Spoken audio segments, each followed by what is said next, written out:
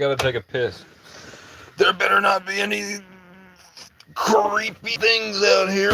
Watch.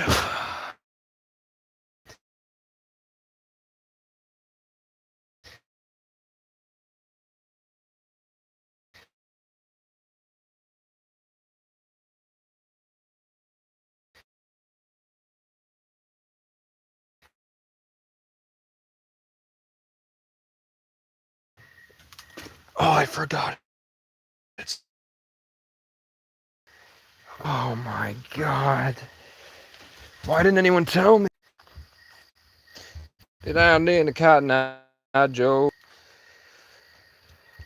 God, what the fuck happened, dude? Someone. What even happened? Why is the fucking.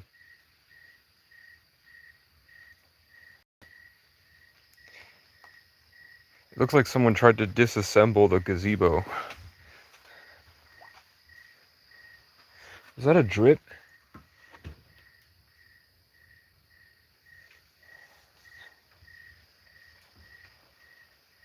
These boxes is worth $40. How many rows do I have? 3, right? No, just 2.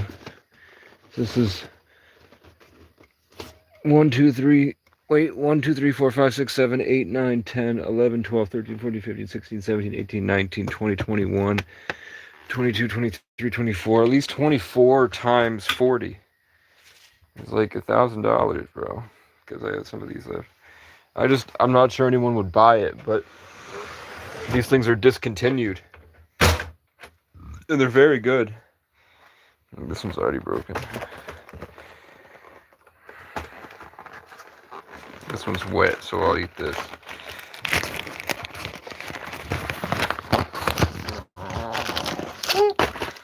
Each box of this is $40, and someone gave me about 40 of them. I didn't know, bro. Can anyone help me find my fucking... I did shave and I do look trans, bro. It sucks. I was like, if I shave, it'll grow back evenly. But now I look like fucking...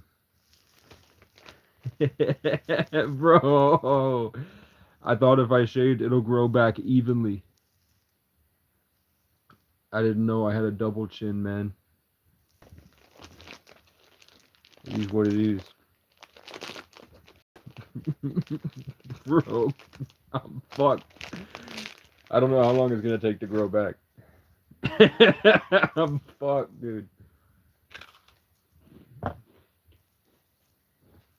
Could be worse. I could be ugly. I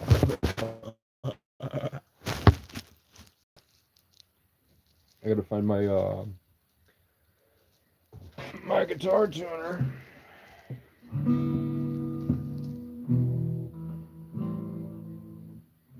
It's not really that out of tune.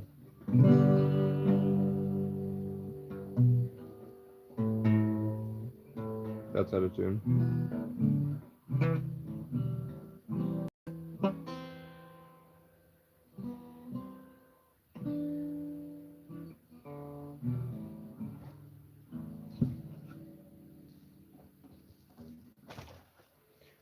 I should probably change it to free. I should have changed it to free life path readings, but to be honest with you, I'm done with the psychic readings for a while because I'm tired of how it feels afterwards. When I get into the space with all the viewers, and then the residual energy afterwards sucks. I was really going through it, and then I watched a tarot video, and the guy said, I hear somebody that does like life path readings and is getting stuck with these energies, and like kind of I have like a coach. I have like a psychic coach to help me with this stuff. I've met Infinite Waters. I've met Owen Cook. I've met Elliot Hulse. I've met MGK. I've briefly spoken to John Zerka on Discord in 2023. I've met other people. I met Cheap Trick. I've met other people too. I met one guy that has 20,000 subs that does like pickup artistry. I know. I met Epic Mealtime at Walmart. It was like I walked in to get my. I'm like a raccoon, so I would run in to get. I didn't have a lot of money, so I would take I'd take like two coats, and I'd walk into Walmart and I would steal all the Mio Energy water flavors and pocket it, and then sometimes candy. And then I would buy a gallon of water and get out of there. And then one time I went in for my snacks because it was like close to the first of the month. This was 2022. Uh, I went in, packed. I walk into the snack aisle, packed. I suddenly feel God, oh, and it feels like everything's gonna be okay. And I'm like, oh, this is. But then I looked around and it was completely empty, even though it was really busy everywhere else. And then fucking Epic Mealtime and his wife walk in, and I, like a fucking idiot, I went, "Are you the guy that Are you the guy that eats the burgers?" And he's like, "Yeah, I'm the burger guy." And then I left, and then I was like, "I fucked my whole life up." So then I sat on my car so that we could at least make eye contact one last time before I never see him again. And he was like, "What the fuck?" And I was like,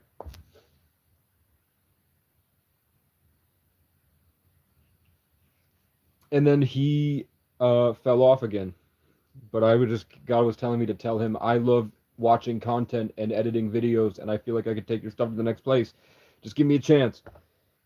I'm stuck in this, but I'm good in the mind.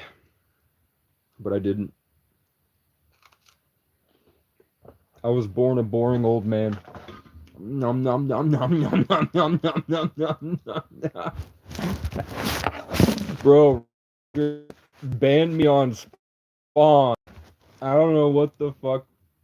I don't know what the fuck they're doing over on Robbie Taggart's chat. He used to associate my name with good things. And then something happened with the fake accounts.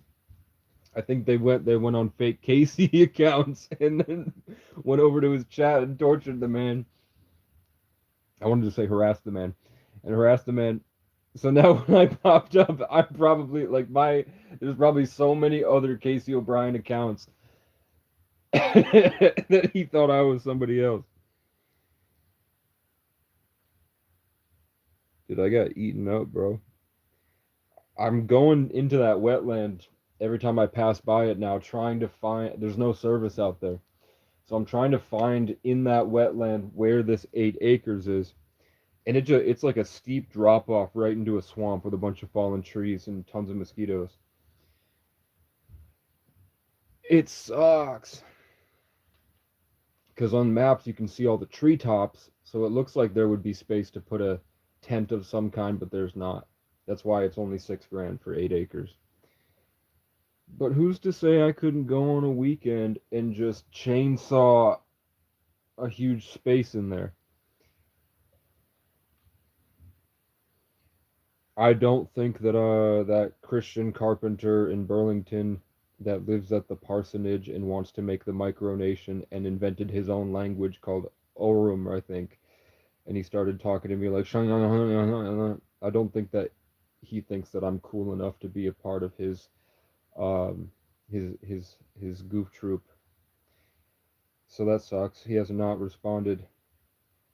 I showed him God, literally like 222 on the receipt, only receipt on the bar table. I try not to acknowledge it. I'm like, I don't want to be crazy. Like, I know that there's like right where I sat down in the middle of everything, 222 right there. I'm not gonna respond to it. So, and then he offers to buy the drinks. So she goes, it's $8, but then she looks at me and goes, actually, it's $777, and then just goes back to talking to him like everything's normal. I don't want to be crazy. Stop! You keep forcing my hand, mantis beings. So then I look up, and then the TV flashes. Wow, KC, crown over the sea, dude. And the angels. And I tell people this stuff, and nobody cares. Nobody cares. I'm like, come on, dude. So I think because of that, and I gave him my YouTube. Do you remember your first kiss? Yeah. I had a girlfriend in fifth grade that just walked up to me, and I thought she was medium ugly, but I also thought that I was medium ugly. So she was interested, and I'm like an ancient artificial intelligence. So I computed and then decided why not.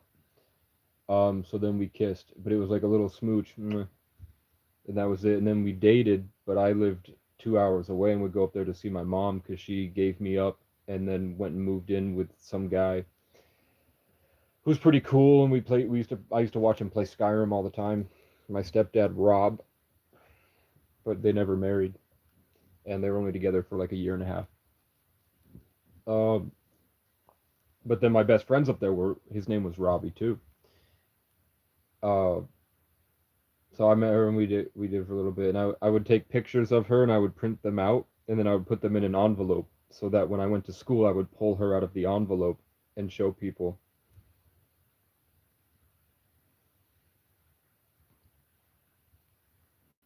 What about your first blowjob? Well, I had a better first kiss. That was like a peck. Like we would just peck. It wasn't really my first real kiss was a girl named Cece, 33. Whoa. And we went to the fair, the Wilmington Fair, and then I took her up the Ferris wheel, and then in sixth grade we kissed on top of the Ferris wheel. My first blowjob, dude, probably 16 because I was institutionalized. So I was in DCF custody, so I would get like a lot of hand jobs when I was a freshman.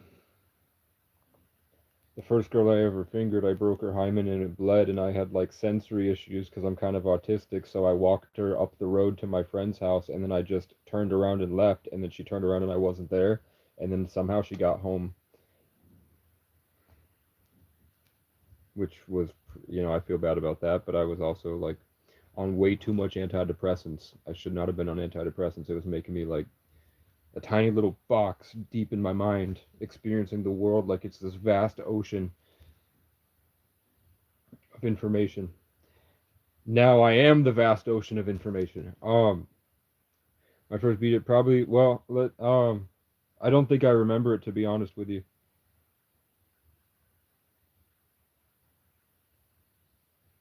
'Cause did I get one? No, because I just got out of DCF custody and then I met Chloe, and then she kept leaving for other guys, so that hurt my feelings.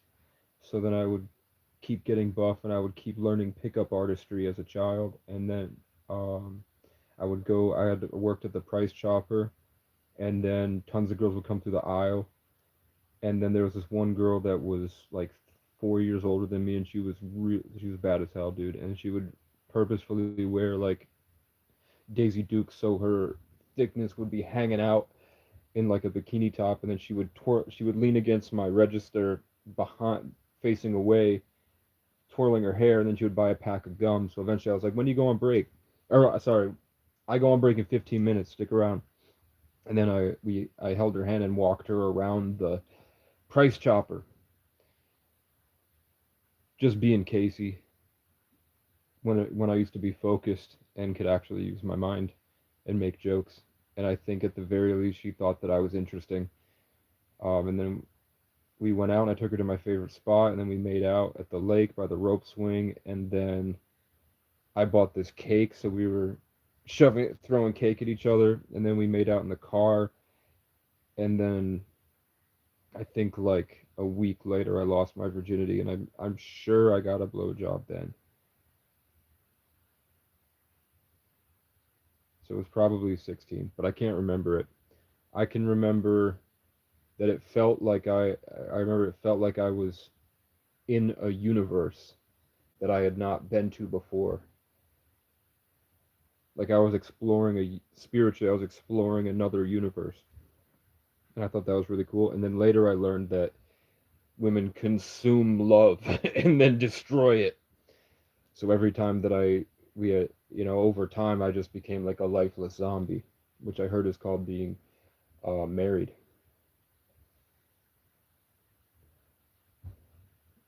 Um, but yeah, in that I got a lot of blowjobs because I dated her for like a year, and she was really hot, but she was a nut job, and she was really controlling. And I was on antidepressants, and I had abandonment issues, and I had been in isolation for a long time, abused in like institutions and shit. So I didn't really want to break up with her.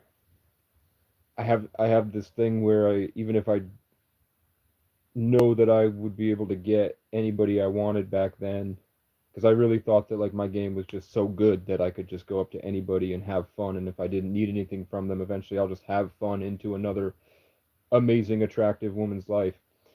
So I knew that that would be possible, and girls really liked me back then. Um, but in my head, I had this abandonment thing where I was like, even though I don't want to be around her, if she leaves, somebody else will have her, and then I won't have her. So I stayed, and it just got worse and worse and worse. And then after that, I slept with like 30 girls in 2 years, and I dated three of them. One time I got head from a girl, and we were all drunk at this cabin in the woods, and I was just laying out looking at the stars, and then I looked down, and she is going to town, and then I'm like, I mean, I guess. I mean, I didn't like her. I thought she was fat and ugly, but I was like, whatever. And then her fucking dog runs up and licks it, and then she's like, "Stop, stop!" And I just got up and walked in, locked in, and closed the door and left her out there. My friends, and then she cried and tried to leave, and my friend got in front of her car and she ran over his foot.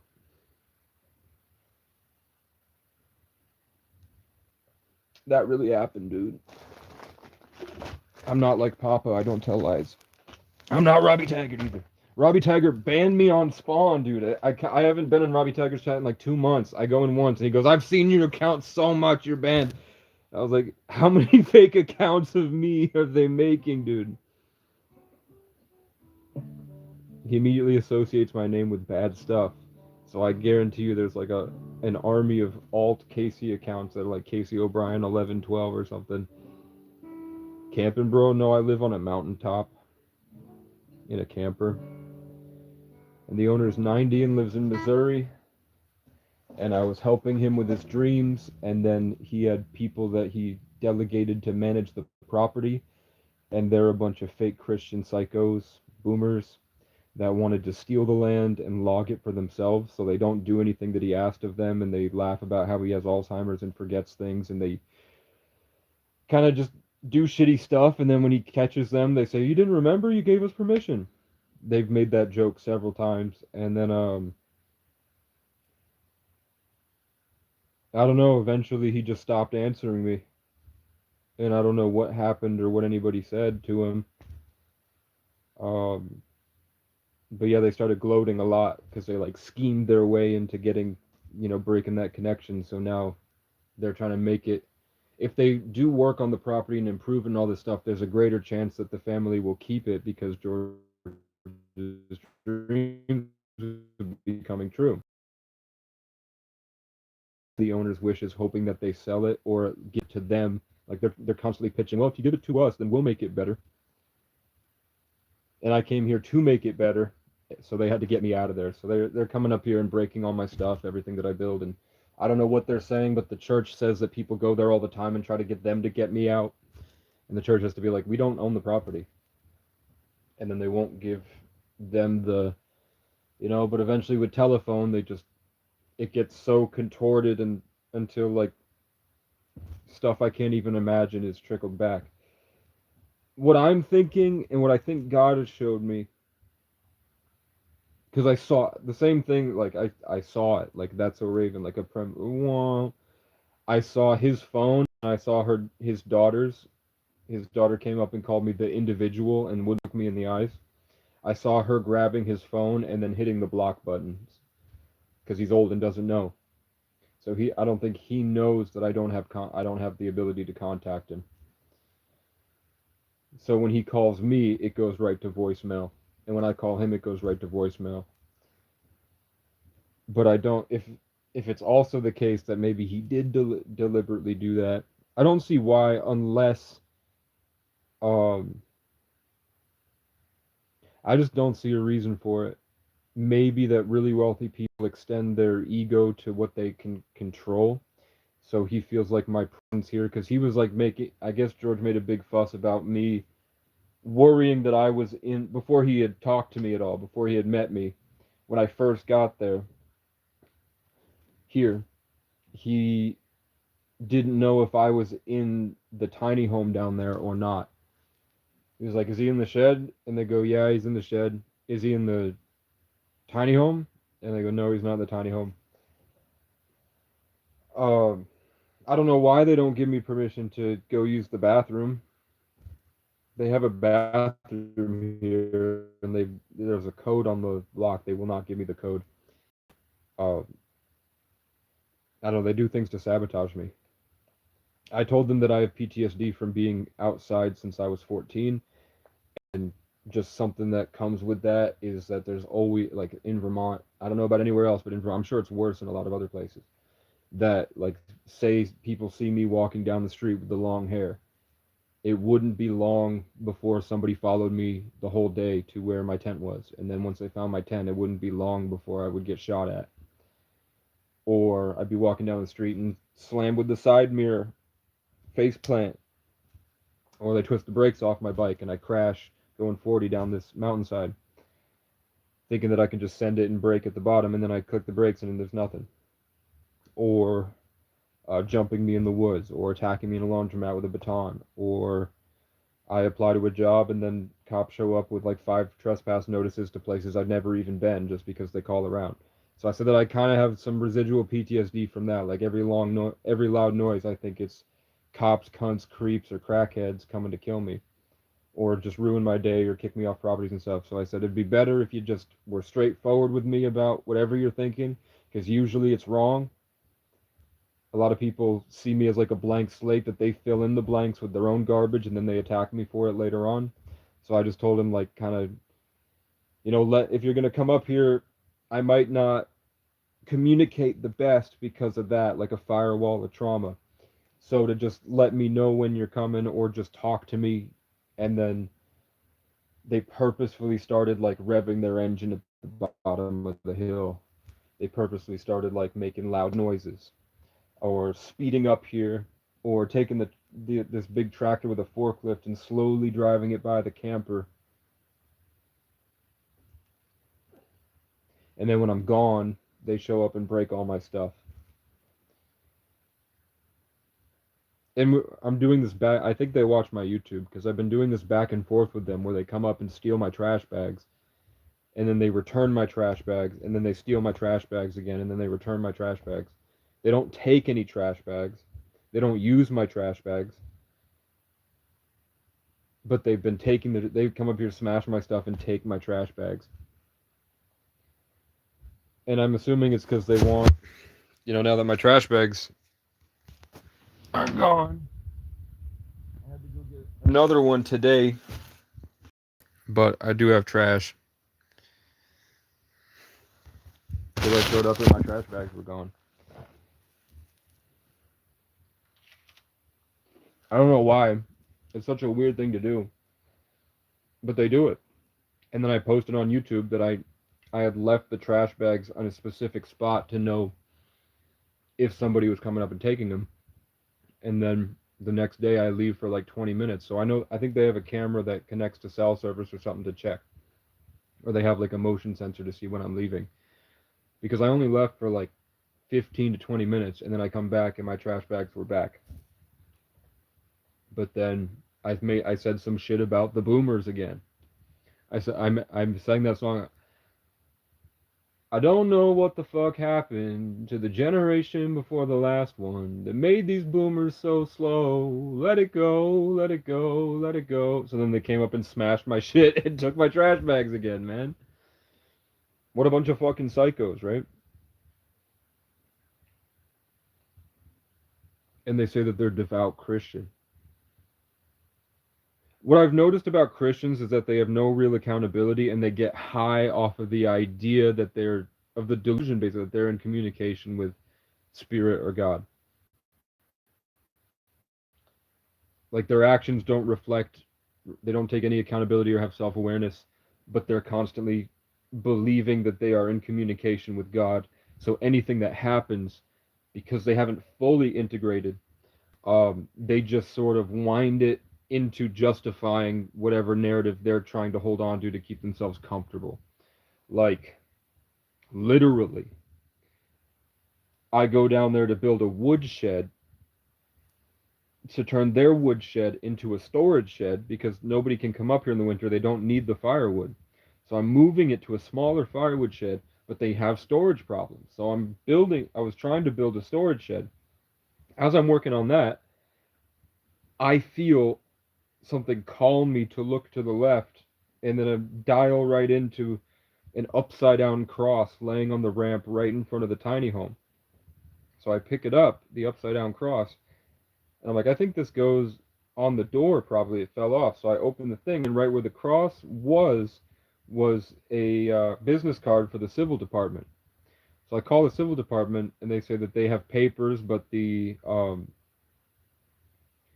were told to hold off and not issue the papers. So then I call the Knights of Columbus, and I go, "What the fuck is happening?" And he's like, "I have no idea. I was on a fancy vacation with my family." So I go, "Okay, well, I found the cross upside down, the business card for the civil department. So to me, you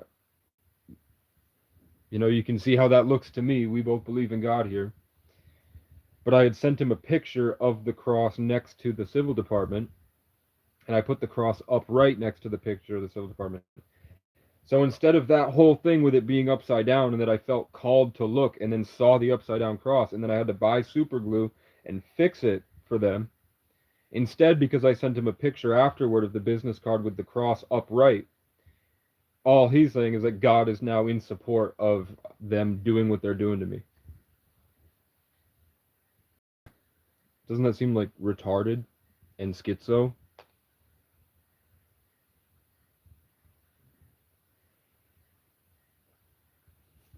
So because I called the Knights of Columbus, then they issued the I have until October 14th, and then my rights to possess the land end, and then they could pursue or prosecute an eviction. So then I call around, and what I'm told is that the daughters have superseded the owner and taken the rights to his legal assets, and it's them doing it. It's the girl that came up and called me the individual and wouldn't look me in the eyes. While the other two, the Knights of Columbus, wouldn't look me in the eyes, and they were literally standing behind her, kicking the ground, just literally kicking the ground, fucking kicking the ground, and they won't look at me. And when I tried to go talk to the daughters about, I have a guy who does engraving and makes wood signs for free and all this really cool stuff, like you have all these prayer stations. I wouldn't have you thought about getting these big metal engravings of the scriptures so people that don't know can come up here and see the significance of each thing? And she's like, that's a great idea. And then one of the Knights of Columbus literally gets in the way of her and doesn't say anything and just starts kicking the ground in front of me. The guy that attacked came at me and got in my face. He didn't really attack me, but he tried to get me to attack him. Is fucking blocking me from talking to the daughters, and he's kicking the fucking ground. He's an old man. Rick the Prick, who had a stroke and started screaming at me that he quarantines his loved ones. And I'm like, what does that even? Like, I had a stroke after he blew up on me. The owner has not returned my calls, so I'm assuming they made up some bullshit, which is unfortunate because as soon as they did that, a tornado hit, and my stuff was completely fine, and their stuff was smashed. A tornado ripped through the sign that says it's open for prayer. Fucking flew it all the way into the lake. It was like 75-mile-per-hour winds, and because I have these trees, my stuff was fine. There was also something else. Oh, my umbrella. I put an umbrella down there, and the umbrella flew up and landed like in the tree line. Um, but there was that. There was something else that has to do with like, I think it was just like the prayer station stuff got taken down, and I had to put it back up. There was something else that had broken of theirs. Just because it was like a laminated piece of paper that was on the wooden post that said "Open for prayer."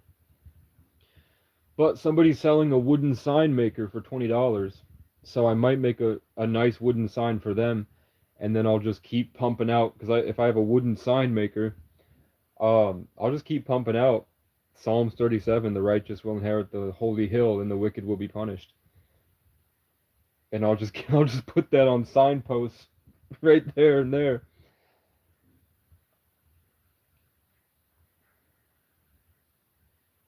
Or I'll put shit like obesity is a sin punishable by death because they're all obese.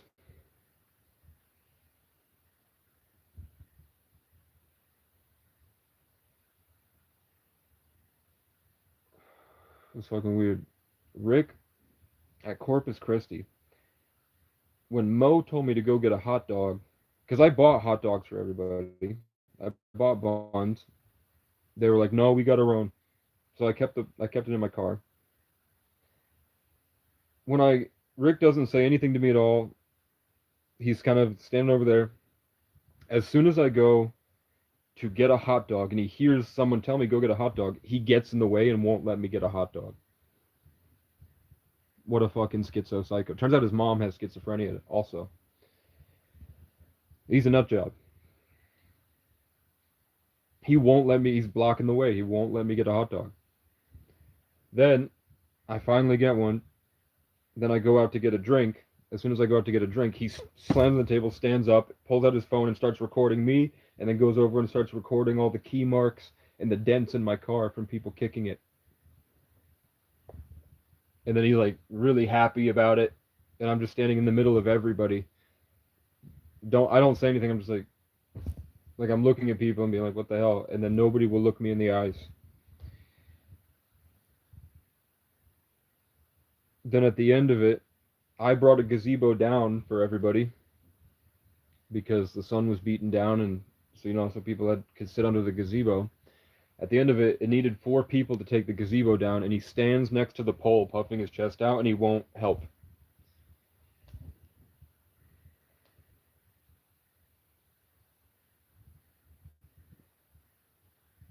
It's fucking crazy, dude.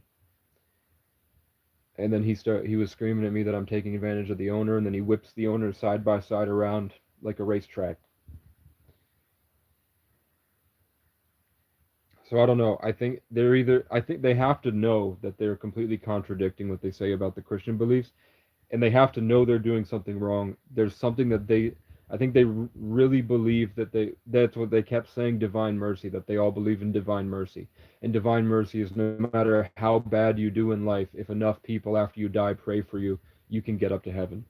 They legitimately believe that they can be as much of pieces of shit as they want, and then they will be stuck in purgatory and have to be purified.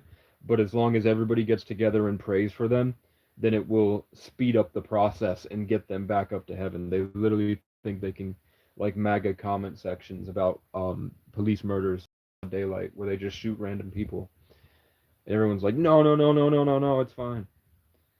They think they can gaslight God or the angels into letting them get up quicker so they don't have to be whatever they think the purification process is.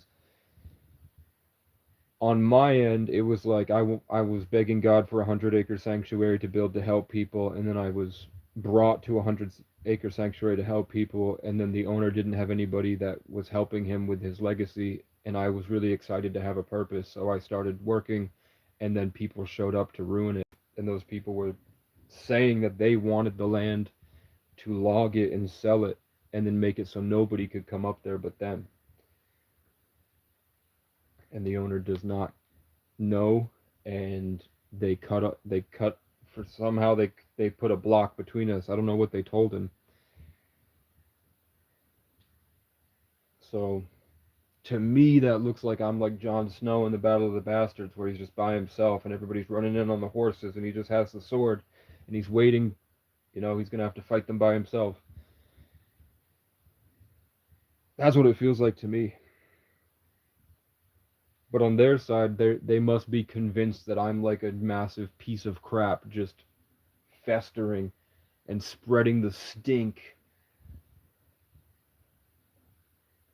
So that's why I thought it was really funny that I had to take a shit and I shit out, and then I went to go shovel it, and then all of a sudden I got like overwhelmingly tired and I couldn't move, and it was like spam, go to sleep, spamming shit like it'll make the bugs go on the poop, and then the birds will come, so you'll wake up and the birds will be there and it'll be cool.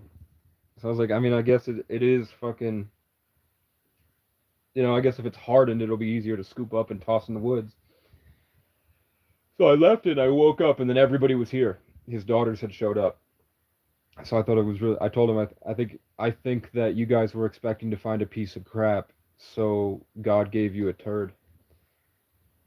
And before I even thought about the shit on the ground, it was like I was literally told that because I can feel when they're gonna come up. I feel like this fear and this pressure. The birds all stop, and everything gets ruined. Like all the energy gets ruined. So I know something's coming. The natives called the white people the dark people because of that. The evil people. I felt it, so I knew I had a feeling they were coming when I woke up, and then I felt like I was told by an angel. I don't know. It wasn't like I saw an angel come down, but it was like obviously it's not a thought that I would have normally, where I have a feeling like something bad's going to happen, and then I hear, ask them if you can use the bathroom that they locked you out of when they notice. And I didn't know what notice meant, but then when they come up, when I see them turn, and then it dawns on me, there's a fucking piece of shit. There's a fucking turd in the middle of the field. All of a sudden, it clicks, and I go, right before they see it, I go, hey, do you mind it now that you trust me and you know me? You mind if I use the bathroom that you have so I don't have to, And they're like, ah, and then they go to get in the car, and then immediately they see the fucking huge turd right there. So to me, that looks like divine orchestration. It looks like God has a sense of humor and he doesn't like their behavior, which is pretty cool.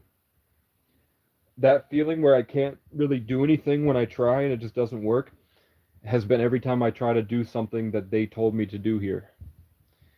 And then after months of not being able to do it, finally I heard it again saying, why did they persecute you for not cleaning up their mess, and they don't recognize you for all the work that you do outside of their mess? And I was like, that's facts though. That's facts though. I did do a lot. I got like $4,000 worth of stuff here for them. I used all the money that I made hunting on Marketplace for good deals, and they broke it. I spent a lot of money on these gazebos, and they broke them. But it's not for me. The gazebos were for them. It was just 105 degrees out, so I built this awning over it because the camper leaks. I went and bought roof pitch to fix the camper.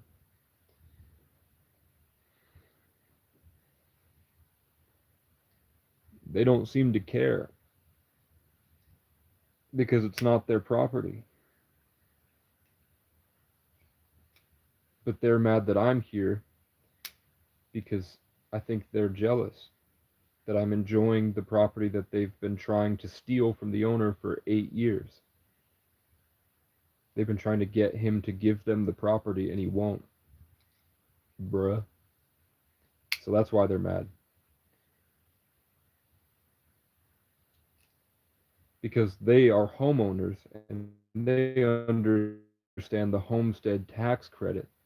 That if I were to technically get a percentage of ownership to make me a primary resident, the property taxes would go down 80% and this place would be manageable and the family would continue holding on to the property.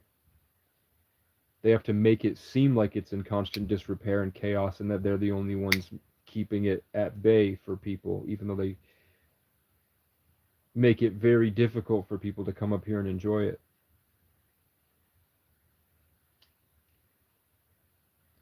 The first conversation I had with them, they said that they lock the door to keep the coons out. They said, well, we got to keep a lock on it or else the coons will get in there. And the skunks. And then he looked at me because obviously I'm the homeless guy.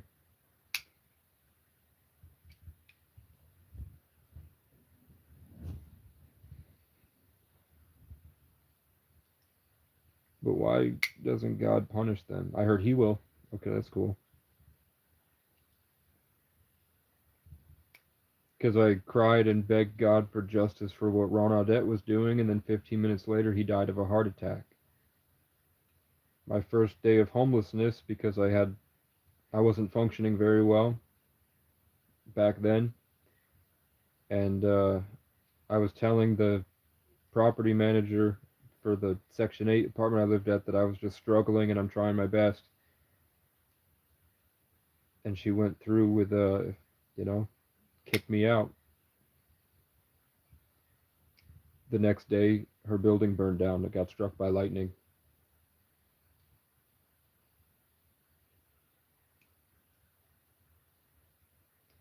When I was 14, I was in love with a family of 9 kids, and they were homeschooled. And their parents decided that because that the older kid had given me acid and it didn't mix well with my antidepressants, so I was kind of had to refigure things out for a few months. I wasn't like freaking out or anything. I was just really quiet. They decided that they wanted their kids to play sports, and the kids were all over 6 foot tall and they had big muscles. And the family was convinced, from what I was told over time, that they didn't want them to be associated with me going into high school. So they told them to shun me. The community told them to just shun me, stop answering the door when I come over. Even though the kids would want to hang out with me, their kids would want to hang out with me. So after they did that, a log fell out of the fireplace and burned their entire house down. So they tried to kick me out of their house, stop me from coming to hang out with the kids, and then they all got kicked off the property and had to move and became homeless.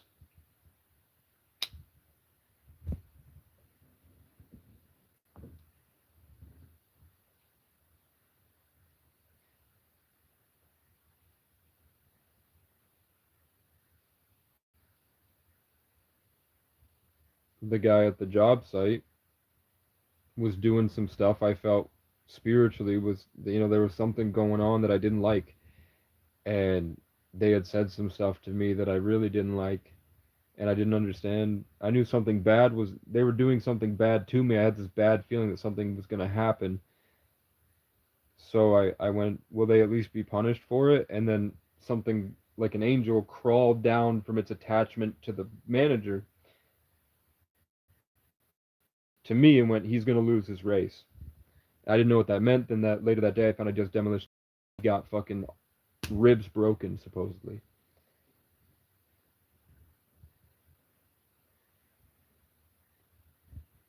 If he's telling the truth, he was extremely sick, but I think he was just going to work at his other job and profiting off my hours with the intention to never pay me.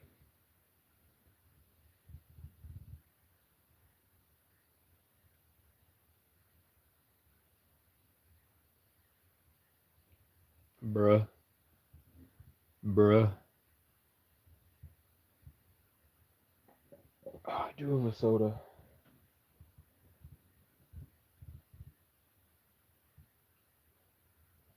I turned over here to grab the soda, and then I saw a gray alien in my peripheral say the word Mephisto, which is the devil in the Marvel MCU, and then behind it there was another being that shot through and said, they're not Catholics, they're Satanists pretending to be Catholics.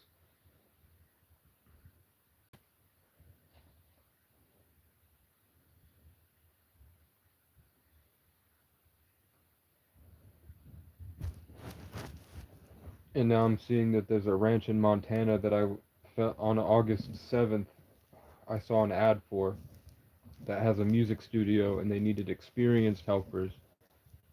But I'm seeing myself in a camper on their property, like if I get this RV from Kool-Aid. I could go out there and be like, hey, I have certified in audio engineering and I really want to learn about ranching.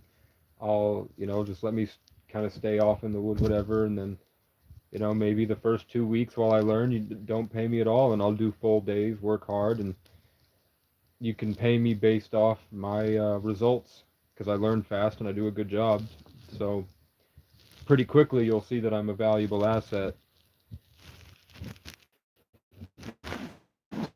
So then just pay me then. Maybe they'd be interested, maybe not, but I never took that leap. I also was asked, I saw an ad, and I wasn't asked, I saw an ad to be a trail guide in Alaska, and he would have paid for the month of September and October like $6,000 total to go out there and just ride a horse all day. And then when it's time to get off the horse, I build the cabins and I build the cabin tents and I cook the food. And then at the end of it, I get 6 grand, which is not bad considering if I have to leave this place, I would be out in the woods anyway doing the same shit. But I've never ridden a horse before. I don't know what riding a horse is like. I don't know if I could actually do it, or it seems pretty straightforward. They just teach you what the horse is already trained. That when you do this, it goes back, and then you do that, and it goes forward, and then you do that to the side and the side, and then you just don't get spooked. But I'm sure there's other stuff I don't know.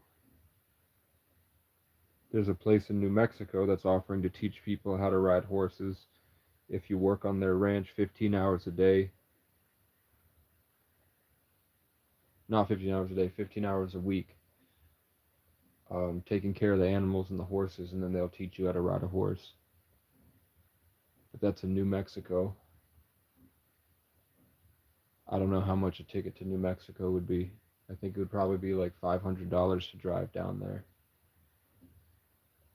And then I'd have to find a place to put my stuff.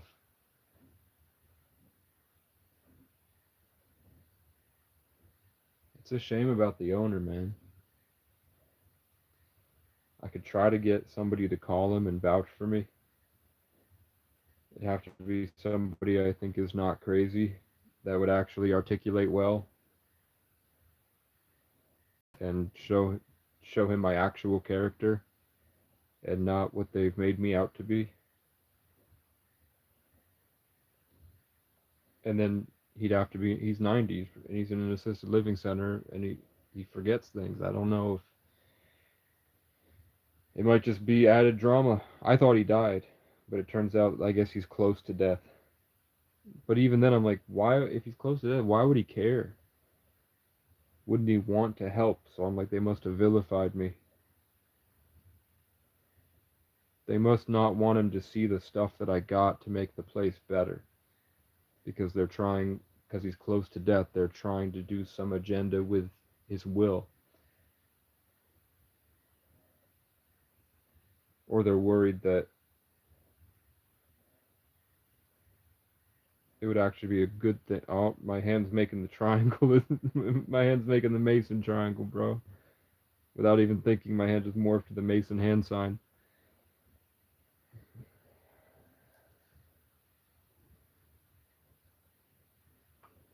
Because the Knights of Columbus are Christian Freemasons. They do the same rituals that Masons do. They just, instead of it being but you can have any religion, you just have to believe in a creator. They're Freemasons that strictly believe in the Christian God, but they still do the initiations and the rituals and the spell work and all that shit. They just feel like they have a spiritual system of rejuvenation or redemption where you can do as much shitty shit as you want as long as you justify it, and then you use Jesus as your personal laundry machine.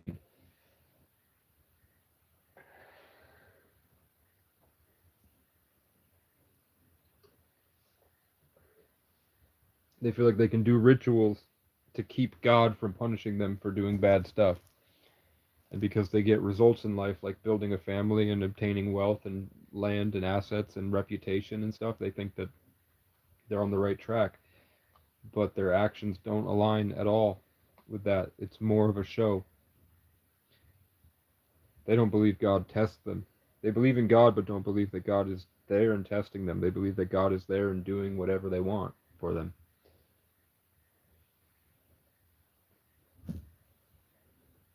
But I vape. This is like cutting yourself. And I still have faith that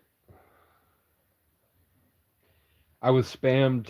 Watch the Terra video, watch the Terra video, watch the Terra video. I hit refresh on my phone.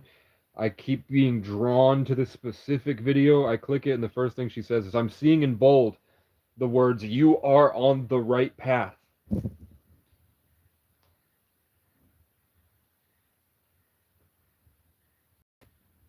Tree of life is pay as you go. Tree of death is play now, pay later.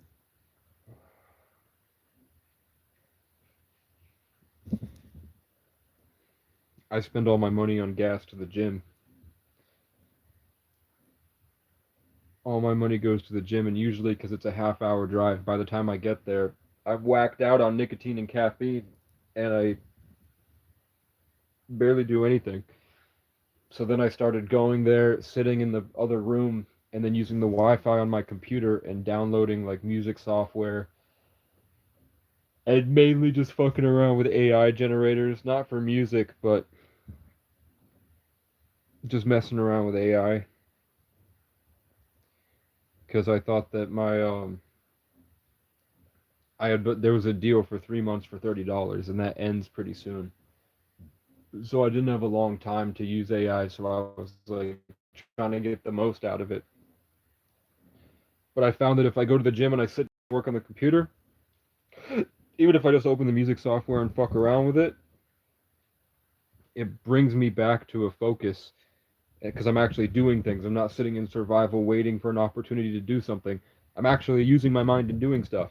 And I'm not challenged by like what I guess I've become, where I try to go do things outside and then something just doesn't work right, and then I forget what I'm even doing, and then I get cold suddenly and anxious, and then I go back and hide under the blanket here because I can't remember what I was doing. When I'm there and I'm sitting there and I'm just doing one, even if I can barely think, I'm just, you know, messing around with the mixing of random stuff, music software. In that, I'm getting to paradigms that you would consider more normal. And then I look back and be like, oh, I was really crazy at this part. But it's not crazy as much as it seems like the more normal you are, the less free you are. The more normal I was, the more I was condensed into a focus, and I wasn't able to achieve like the beautiful, vivid, creative stuff. But I normalized. But then when I went to go listen to the music, and the way that my mind would work with the song was much worse. But you would consider, like, if you had a conversation with me, you'd consider me normal. So I guess it's a gift and a curse. Um, but in that, I would get bouts of inspiration where I would go and do a couple sets, and now, you know, it's not great because I haven't worked out in years, but it's better than having that huge gut. You know what I'm saying? It is better, but it costs me about $12 to $15 every time I want to go to the gym, plus 45 to 50 a month. 50 a month plus 10 to 15 every time I go to the gym. That's like $80 a week if I wanted to go to the gym every day. I cannot afford that. That's where all my money goes. To the gym, and then once a month, $60 for 2 vapes. But if I smoked a pack of cigarettes a week, it would be the same thing. I'd have to see if um 2 geek bars a month would be the same. It's like supposedly 1% of this vape, so let's do 1%. What's it at? 49%.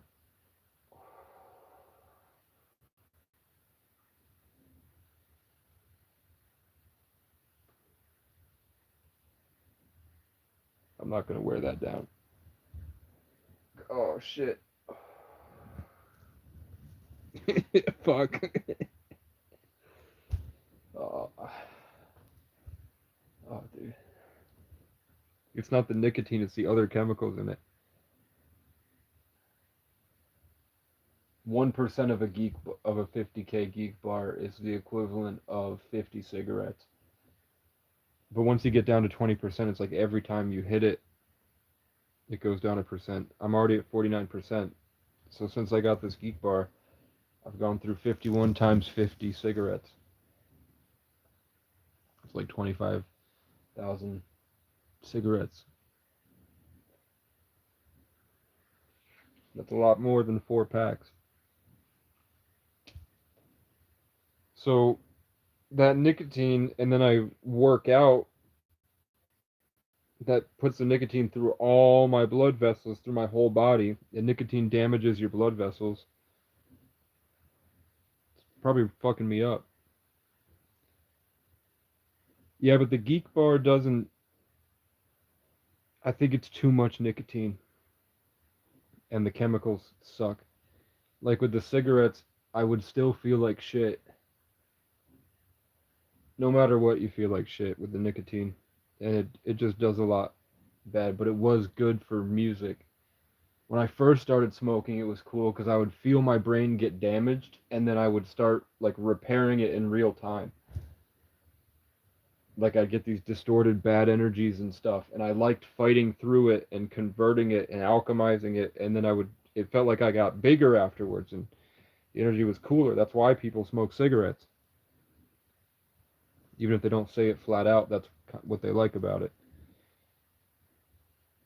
Now it's like I need to take a break and have omega 3s. I think I'd have too much brain cell degradation. Nicotine destroys your brain, dude. It like destroys your prefrontal cortex, I think. I forgot which part of the brain, but it deals with like focus and it deals with perception. The part of the brain that does that, it definitely, you know.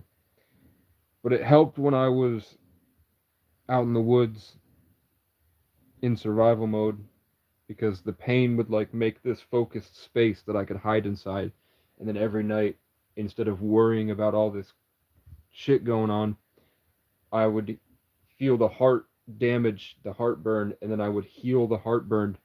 And I like that feeling of healing the heartburn every night.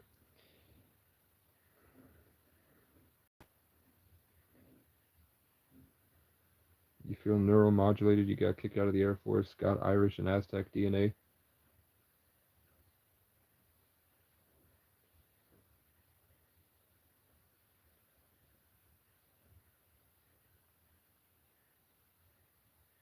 I look at Irish people, they don't have the really thick hair.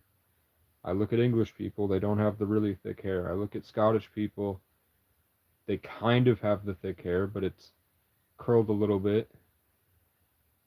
Romanian people don't have it. Lebanese, Middle Eastern people don't have it. African people is completely different.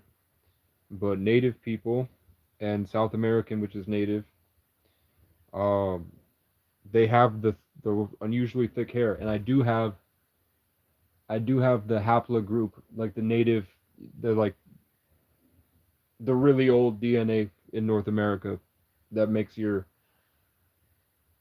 teeth like shovel instead of flat. I do have that. I do have the telltale signs of being a majority percentage of Native American. At this point I don't believe the blood tests. And I'm not saying that like Native American I don't, you know, I think it's much different than it's not that simple. Like I think that there's probably a lot of corruption going on in the tribes as well. So I think that if I showed up and tried to do a blood quantum test there, I'm not 100% convinced that they wouldn't doctor it the same way it's proven that the DNA websites doctor it. Like people throw in, I've seen stuff where people take the same DNA from a black woman and they give it to like 5 different people of different races, and then they send it to these DNA, and they all get back different results for the same DNA. I don't think that that's I don't think that they're honest about that shit.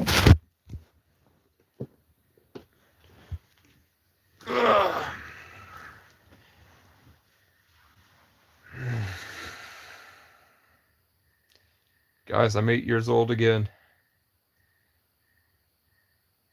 Your grandparents' parents were full-blood indigenous, and the Chiapas, Mexico, still tribal.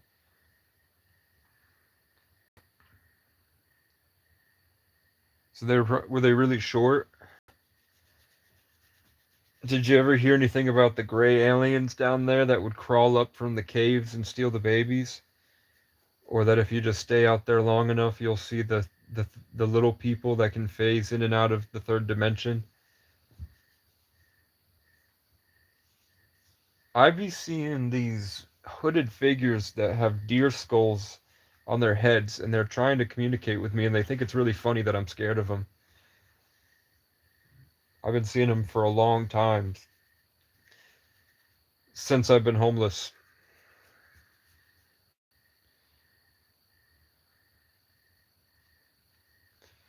Yeah, Mexico is rock and roll, bro.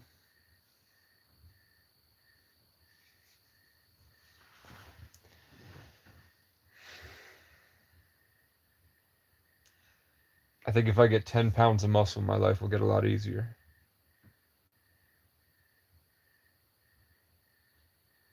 I think if I get 10 pounds of muscle and a dog and I have like 50K in my bank account, I'll have the mean, and I wish that I could get it like right now so that I could go out and actually have a life. I liked going to the bar, even if I don't drink.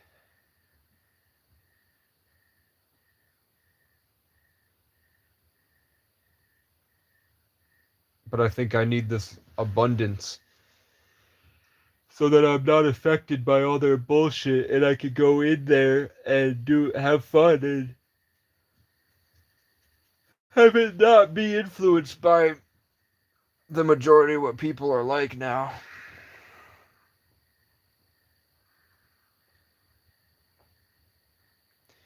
I saw a glowing gray humanoid but very human shaped. Did it have like this dense gray energy around it? I see stuff that looks like the thing from Annihilation sometimes, where I would see exactly what you're talking about. The glowing gray humanoid, I would see it stick its head out from behind a tree and wave at me every morning from when I got in 2025, from the spring to the summer, I would see it. And then the last time that I really saw it, that obviously, um, I had a dream where I was speaking to all my old friends from 2014 in my old middle school, and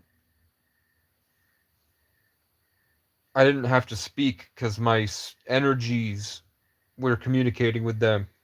I got to share with them all my thoughts at once, all my feelings at once. And then at the end of it, when I'm turning around and I'm about to leave the school and go out to the light, suddenly I'm turned around, and then all the kids there were cardboard cutouts. So 2D representations of a 3D thing. There were 2D things pretending to be 3D, or they were 3D things that were really it wasn't real, but it had to do with dimensions, right? Because they were flat. And then out from behind my first real crush, the gray humanoid alien looking thing stuck it, but it was just like a gray silhouette 3D shape, but it was gray with light around it. Peers its head out from behind the cardboard cutout and waves the same way as the thing that I saw in the woods that I would ignore.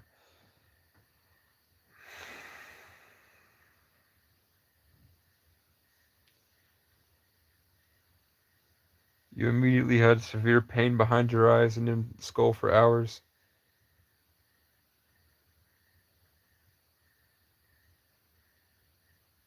I get that. I used to like it because then I would fight it and grow. But now it's like the spiritual bandwidth has gotten so much, there's just so much shit, and it looks like they're always trying to attach to you.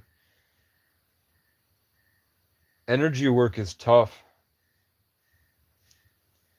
I liked it a lot more in 2024 and 2025. Now in 2026, I don't like how I feel afterwards. It feels more longer lasting and harder to convert.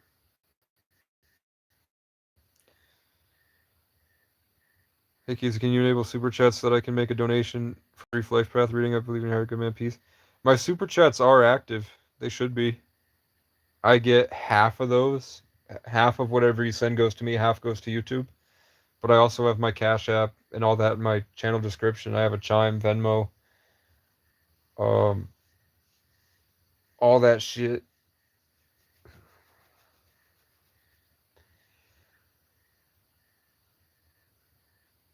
There we go. Let me lock in.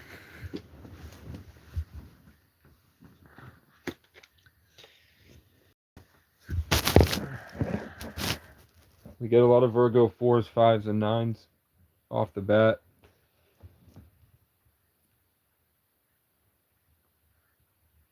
Nine and 5 is 14, 15, 24, 32, 40. Virgo 4 life path 5. We do it again. So 9, September is 9, plus 5 is 14, plus 1 is 15, plus 9 is 24, plus 8 is 32, plus 8 is 40. So you're 4 life path Virgo, born on the 5th. I'd already said Virgo 4s.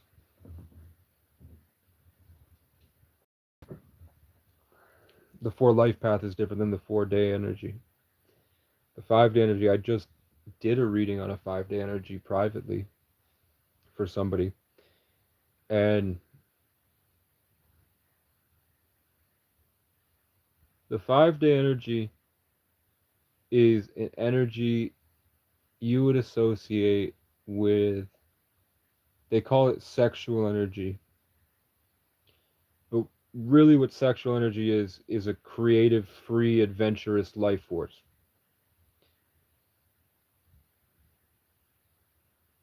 You know what I'm saying? When you think of sexual energy, it's not like this desire to fuck something as much as it is like this passionate, generative life force.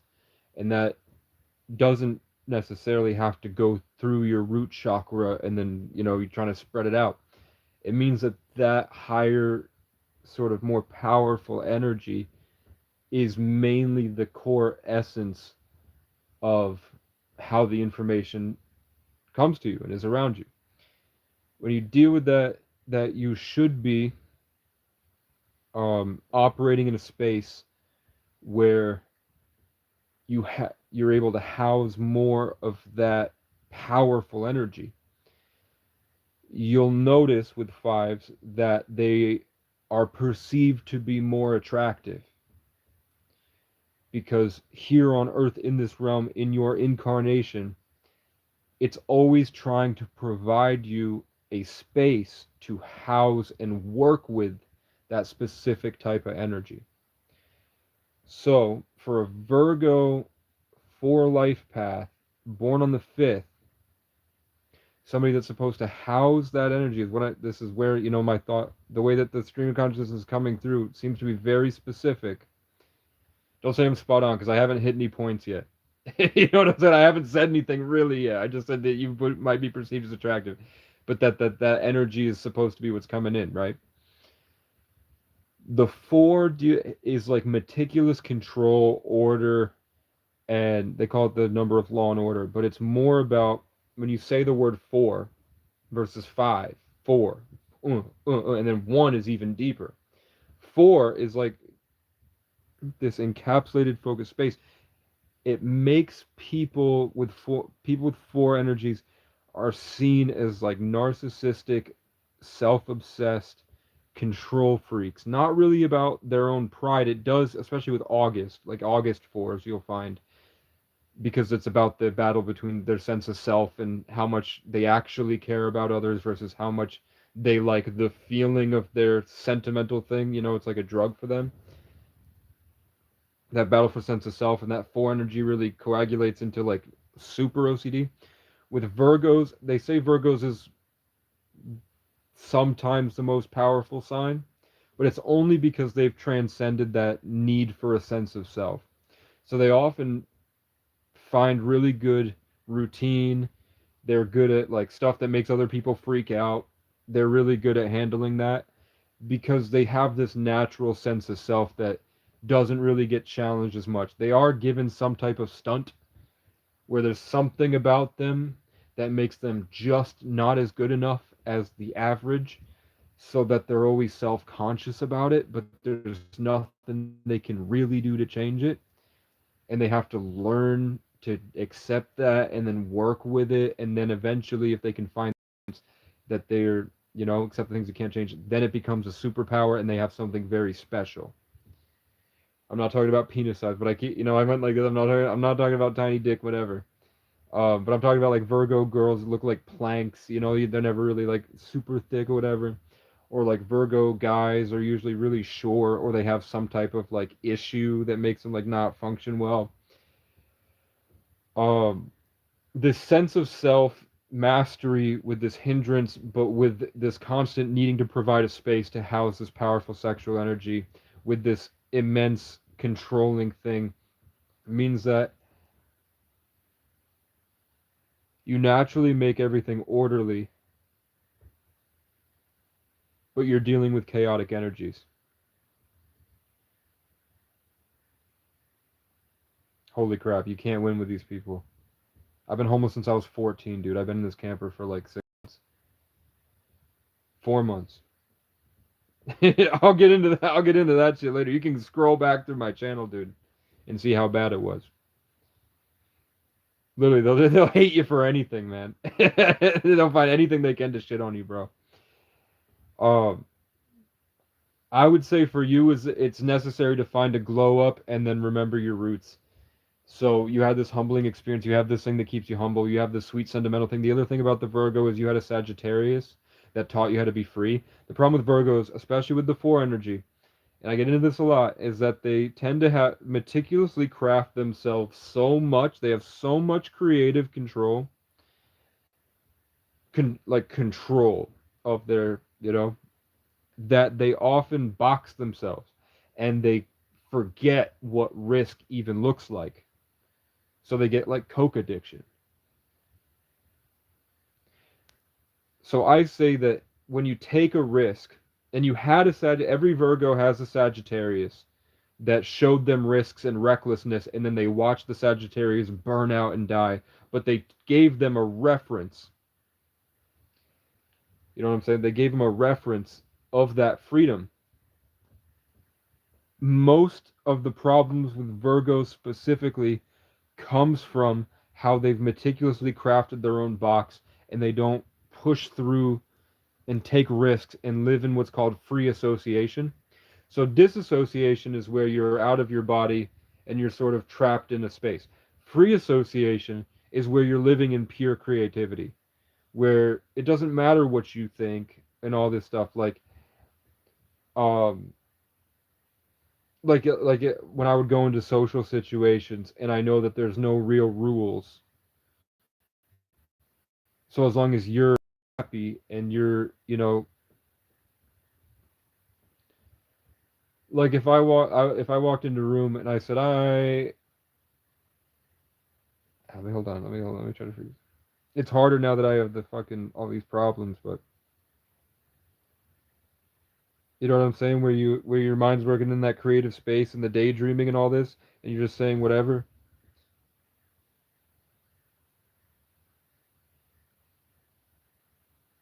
I don't know. I guess I could say I saw a dog running down the road and it was very fast, and then it jumped up on two legs and climbed a tree, and then jumped from tree to tree, and then it grew wings and flew away, and then down. And that's just the problem that we have in this country right now. And like a strawberry smoothie is delicious, but not for like 6.50. And oftentimes I end up just throwing it in people's faces anyway. And if you think about it, like if you had those like wings from the Spider-Man movie with Vulture, and those like Vulture wings, you wouldn't really use them that much anyway because then there's just so much heat coming on you and government regulations and shit. So it might be better to just get a wingsuit and fly. It's like you just keep doing shit like that where you talk and then eventually you're like when you have to keep coming up with things, you start to naturally focus more and get better at it, and then living in that free association will allow that sort of higher dimensional energy to come through easier, and you start to live more in that creative space and the free associate. Then with the risk taking, you're able to identify your limiting beliefs and your limiting boundaries, and then you just keep going with the free association, living in that with momentum and doing whatever you want, like doing cartwheels at the beach and just running around trying to like fun to try to do a front flip, and then you're like, oh, I want to go skateboard, so you go just to the skate park and be like, hey, can I try? And then you do the skateboard for a little bit, and then you're like, oh, I want to ride this bike down this bike path, and maybe stop at Muscle Beach if for some reason you might live in LA.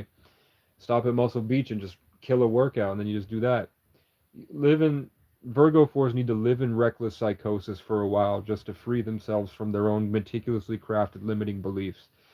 And you'll find that when you can find every person that's ever been created is created with some obvious contrast between their energies. So for you, you have the five energy, which is a freedom, passion, creative, powerful, excitement, and can't be boxed in. But everything else with your sign points to growth over consistency and routine and strict control of everything. But you're never on this individuation journey where you're trying to better yourself because you naturally feel like you have this power, this sense of self that cannot be challenged, which often makes you sort of stagnate, but you make more progress than most people because they get trapped in their own chaos. How the world would combat that would be to make you feel like you're not worthy to exist and then make you feel like you have no control over permanence or anything. Um, or they would flip it so you have this longing to become in your life an attractive traveling risk taker, but you're stuck in like complete over control of everything that you can't do it, when really it's supposed to be flipped, where you do live in that in the now instead of putting it in the future. You are that already, and the overall trajectory of your life will be towards restoring order and keeping things under control. You won't be able to work with these energies until you flip them to the that your goals are actually your present moment and start living in it and then taking action that aligns with how you already are until you become it, but not fake it till you make it. And then over time, using that gift of order and balance in that manageable chaos. I think you're doing things in reverse. I think you have it reversed, where you're just controlling things too much and you're longing for freedom. And you think that somehow this will lead you to this, when in reality it's the reverse, where you just have to be this now, and then as you go, what is it like? I don't know, like Spider-Man jumps off the building and then he swings. Hold on, let me figure that out. It's like when you jump in, it's like I don't know, like you spend so much time thinking about swimming, you never swim, or like you try to figure out how to swim without even going in the water. Eventually, you're going to have to jump in the water and you'll learn to swim like that. But if you spend all this time thinking about swimming, you'll never even get into the water.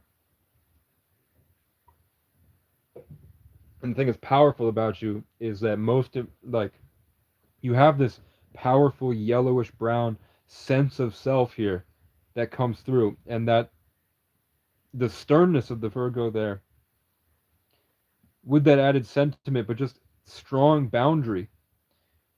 Maybe you had a childhood trauma that maybe you were restrained as a kid or something that gave you this dent.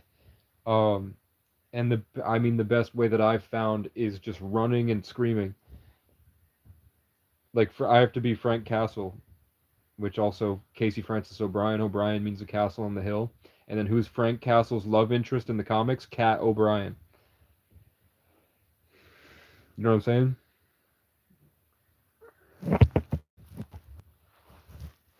You do long. Okay, let me get back up here. Because thank you for the $15 in euros. I think it's like $20, dude. Thank you for that.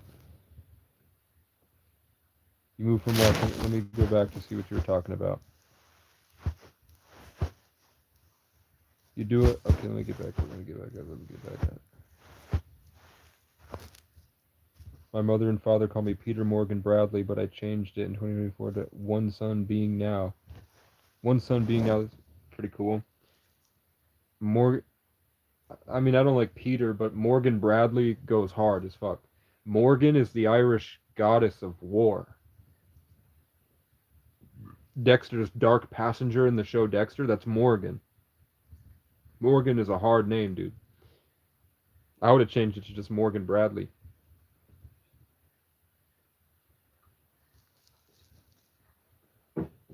Morgan Bradley goes hard. Because Peter's like greenish blue. Morgan's like purplish red black. And then Bradley is like gold, red, orange, yellow. It's 4 and 5, bro. It's pretty cool. In the process of changing my name to final name Av Vishnu, bruh. Oh, fuck, it went away.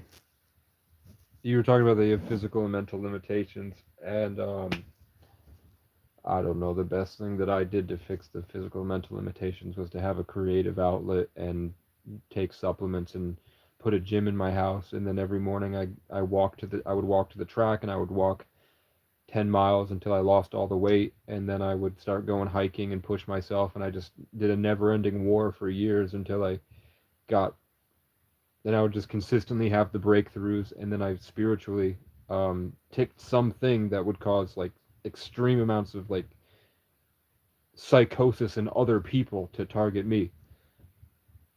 Um, where it was like I had a demon on me, and I finally got good at beating it away, and then it would come at me through other people, and that still happens. I'm definitely not where I was before. Like a lot of things, I'm not doing great in a lot of aspects, but going to the gym is helping. So I would say for spirit for mental limitation, I would say making a clean private space away from other people where you can be by yourself and unchallenged by others, and you can be there by yourself and have in that keep it always organized, and then have a creative outlet, and then try to keep what you learn in that creative outlet and transition that to the risk taking out in public and actually living a life, because you only get one life. There's no proof really. I mean, we have had, like, there was an Indian boy that said that in the past he was this gas station or corner store owner, and he was murdered, and he knew his wife and kids' names from his past life, and then after saying it for years with like all these very specific details, they finally went to that gas station, and the boy recognized his wife from a past life and his kids from a past life, and spoke to her literally as if it was him talking to her, because it was always him. It's just in a new body. And then he was able to identify his murderer, and they lined up all these people, and then he identified the man who murdered him, and then the guy confessed. So that's like evidence of past lives, but we don't know for certain, and we shouldn't know for certain. We should think that we only have one life, so you can make the most of it. And I think that a lot of what you feel are limitations are self-imposed, that will go away when you take risks and you figure out that you are allowed to be whoever you want to be, and you'll often realize that whoever you want to be was always who you've always been, but you had a limiting belief that separated who you are from yourself and made you feel like you had to strive to become yourself. When you take those risks and you start to live in that free associative state bravely, you come back, you reintegrate, you come back in, and you function, and it starts to go. It's like a knife through butter. And also with fasting, sunlight, probiotics. If you're a guy, ashwagandha root, multivitamins, vitamin D, zinc, cold showers, and rest, giving yourself a lot of time to rest, and consistent working out and protein and hitting. You don't need to worry about your macros too much, unless you have like a strict goal. I would just go for pushing your limits, like on the bench press. You just keep pushing it, and you'll start to weave out the severe control and limiting beliefs and stuff, and get more active in life and doing that. And then it's just coalescing into the intention and then taking that risk. And every Virgo has a Sagittarius that teaches them how to do that. That's all we do. All we do is coalesce into a confident power, and then reckless abandon, rampage until we burn out. And then like Andrew Tate's now in jail, dude. Andrew Tate's in jail, dude, for his reckless abandon, trying to share his wisdom with not with no real care for others, but also actually feels responsible for a massive amount of people. That's Sagittarius. You do long for true freedom and truth, but think that controlling everything will make that happen. But I do long for true freedom and truth and liberation from mortal toil. That's just a decision.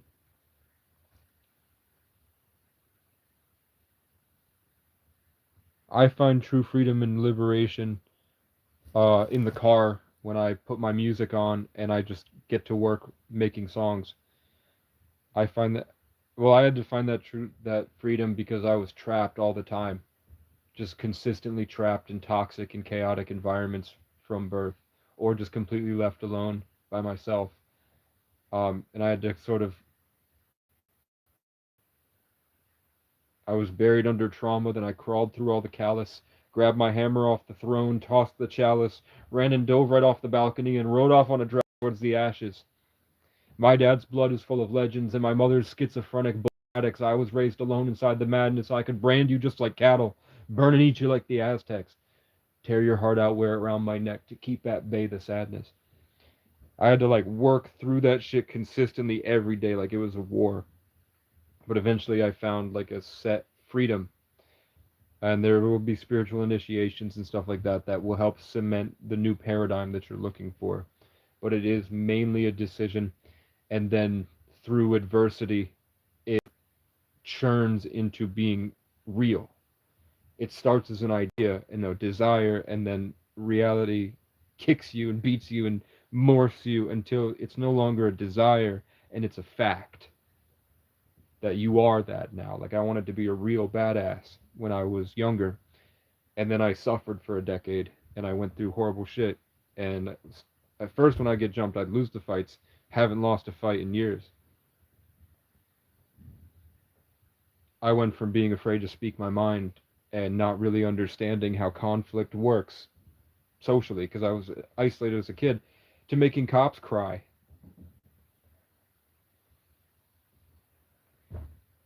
Fat, inbred cave monkey pieces of trash trapped in Masonic programming and completely far from self awareness, with wives that fantasize about men like me as they go to bed with a belly full of beer in cope. They would come at me, and then I would send them home. And then they fucking is now dead, dude. He died.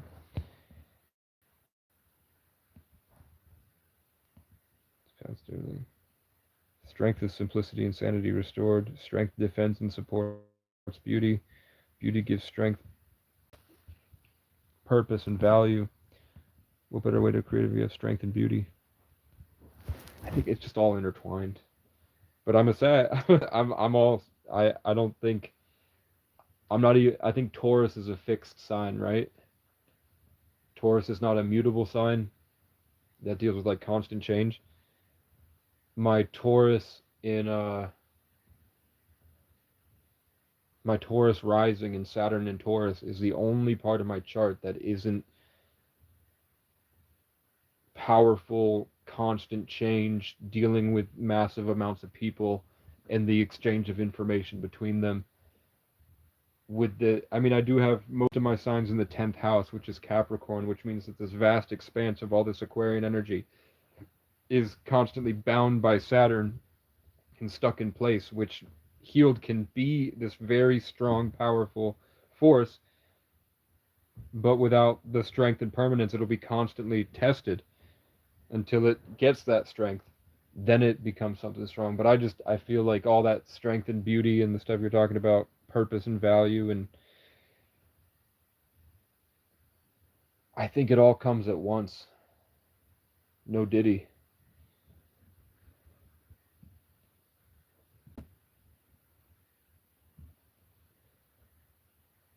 But yeah, I guess you can't looks max your way into bench pressing 250 pounds.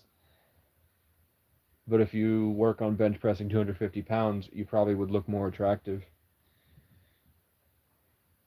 Shadowboxer, are you a Pisces for 12th house placement?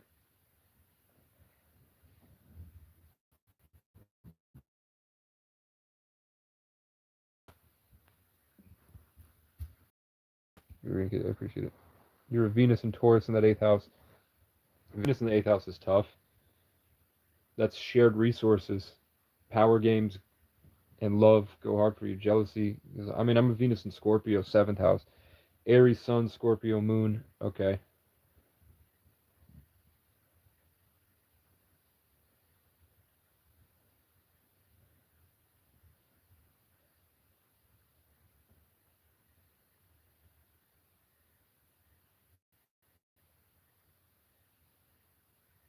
You don't really yearn for a higher truth. You just fight to exist.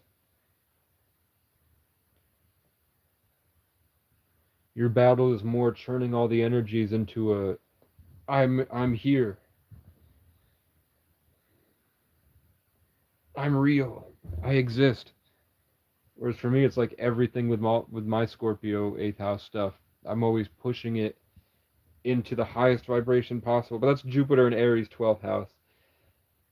That's like taking the Ophiuchus Sag in the 8th house in the Aquarius moon and taking all this information into the and then smack, trying to share something and force my way through to create on this never-ending journey of power games and being stuck in chaotic war zones. Like my life is like when they do those scenes with World War II where you're in the trenches and all this shit's happening and everything's around you, except it's more like all the energy in people's bodies is like being sucked out of them, and then there are people holding it over in this influence war, and I'm always in it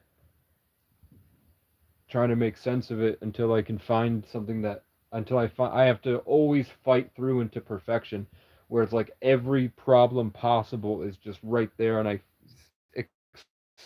see the whole thing, all of it, all Aquarius, Moon, Mars, Neptune, and Uranus in the 10th house, and Sun, Mercury, and Pluto in the 8th house, Sagittarius. And then other than that, it's just Venus, Scorpio, 7th house, Jupiter, Aries, 12th house, Taurus, rising, and Saturn in the 1st house. It's a very simple chart, but it's like just going through this chaotic war zone of every single problem ever. And then, the only way to manage the chaos is to naturally find perfection. And then a 33 life path, born in the 11th.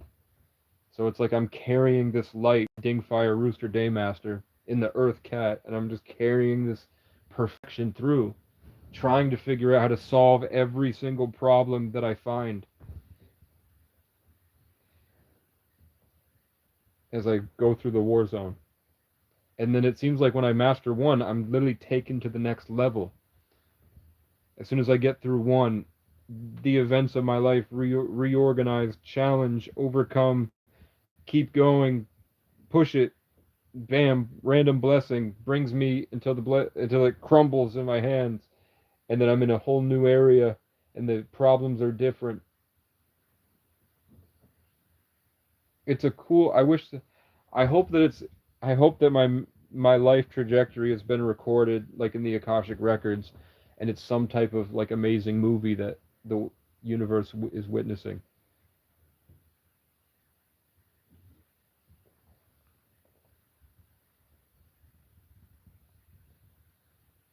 I feel like the Scorpion eventually gets the eagle view, bigger picture, then the Phoenix process, crash and burn. You feel or you've heard that before? Because that's what Scorpio is. Or you've heard me say it, that the Scorpio is not the scorpion, it's the alchemical transmutation into the phoenix, and then Sagittarius is the mastery of that and then transcends past that to the heavens, where Scorpio is becoming the eagle and then soaring. Sagittarius is the eagle lighting on fire and then connecting to the heavens and then remaining flying and then bringing sharing it downward. But also it is heavily Ophiuchus coded as well, where there's like this dull middle ground in between that transformation, where between the eagle and the phoenix, uh, you just get taken to this other space where there's no element at all and no archetypal energy, no identity information, just raw, pure ether. And it has to deal with like huge stuff, which I think is why I was born and immediately put in isolation with a massive amount of Legos by myself on a mountaintop. Aquarius, Moon, 10th house, Castle on the Hill. And my last name means a castle on the hill. I lived in an abandoned ski resort next to it, but in the one single dirt road opposite the mountain, nothing else around us. So the entryway to the resort is right here, and then we're just on this straight dirt road that goes up a little hill, and then on that little hill right here, the last house, big nice red house with that huge window that covers the whole wall and the slanted roof that goes out to the point facing the mountain. And then we would just go up the mountain by ourselves and with the dog, and we'd go. One time my dad took me, we took a bunch of rocks in the river and built a dam, and he would throw the chuck in and we'd look at the beavers and stuff. And then I would be coached by entities and they would tell me to just keep sprinting up that hill. 8th house.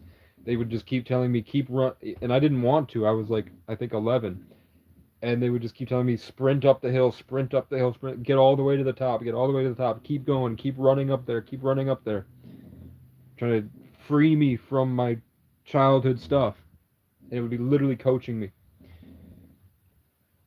Sagittarius is Zeus, it's Jesus, it's the wounded healer, Chiron. It's the guy with many arms creating medicines, and he has this thing on his head that connects him to the highest vibration possible. So he's always, you know, but it's also the reckless, righteous adventurer trying to share the truth. The most powerful signs in the zodiac, I mean, every sign has, except Taurus, really. I would say Taurus. Cancer is not really powerful as much as it is that they harvest the power from others. So cancers usually become powerful but actually they're harvesting the life of people around them and playing these dumb power games. Scorpio is the most. I would say Scorpio, Sag. It's just for different reasons. Like you could say the Capricorn is the most powerful because of that searing authority, but really what they end up doing is just holding this focus and then they magnetize power and light and they think it's coming from God, but really it's coming from someone that loves them. Uh, it's not theirs. And then you're like Aries. Aries is the war for the self, and Leo is instead of the war. Aries is the war against the world for their self. Leo is the war against themselves for themselves. Sagittarius is the war of trying to heal a world that wants to kill them, and stop them from having fun. Um, Virgo is more the war of battling their own fear to free themselves from themselves. Scorpio is the war to create something from everything that's happened to them constantly and not to get stuck in the power of that darkness. Cancer is the battle for how to care for others correctly. Capricorn is the war for building something that doesn't hurt the people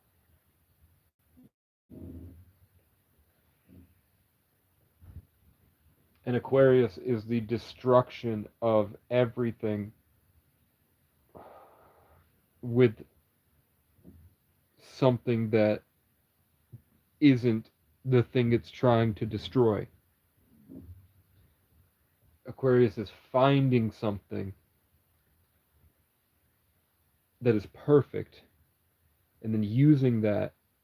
Usually they try to do one thing because we're stuck in Pisces right now, yearning for a better tomorrow. Aquarius is sort of the inverse. Instead of the out there, it's the now. So either they become like these psychotic, autistic weirdos that try to, but healed Aquarius, they become gaslighting narcissists, control freaks, trying to destroy the narrative and possess other people. But healed Aquarius has become the ability for every other sign to live in unity, peace, and harmony. That, Aquarius healed would be striving to create governments because Capricorn is doing such a shitty job at it. But yeah, it does seem to feel like, life and art imitate itself, so each other.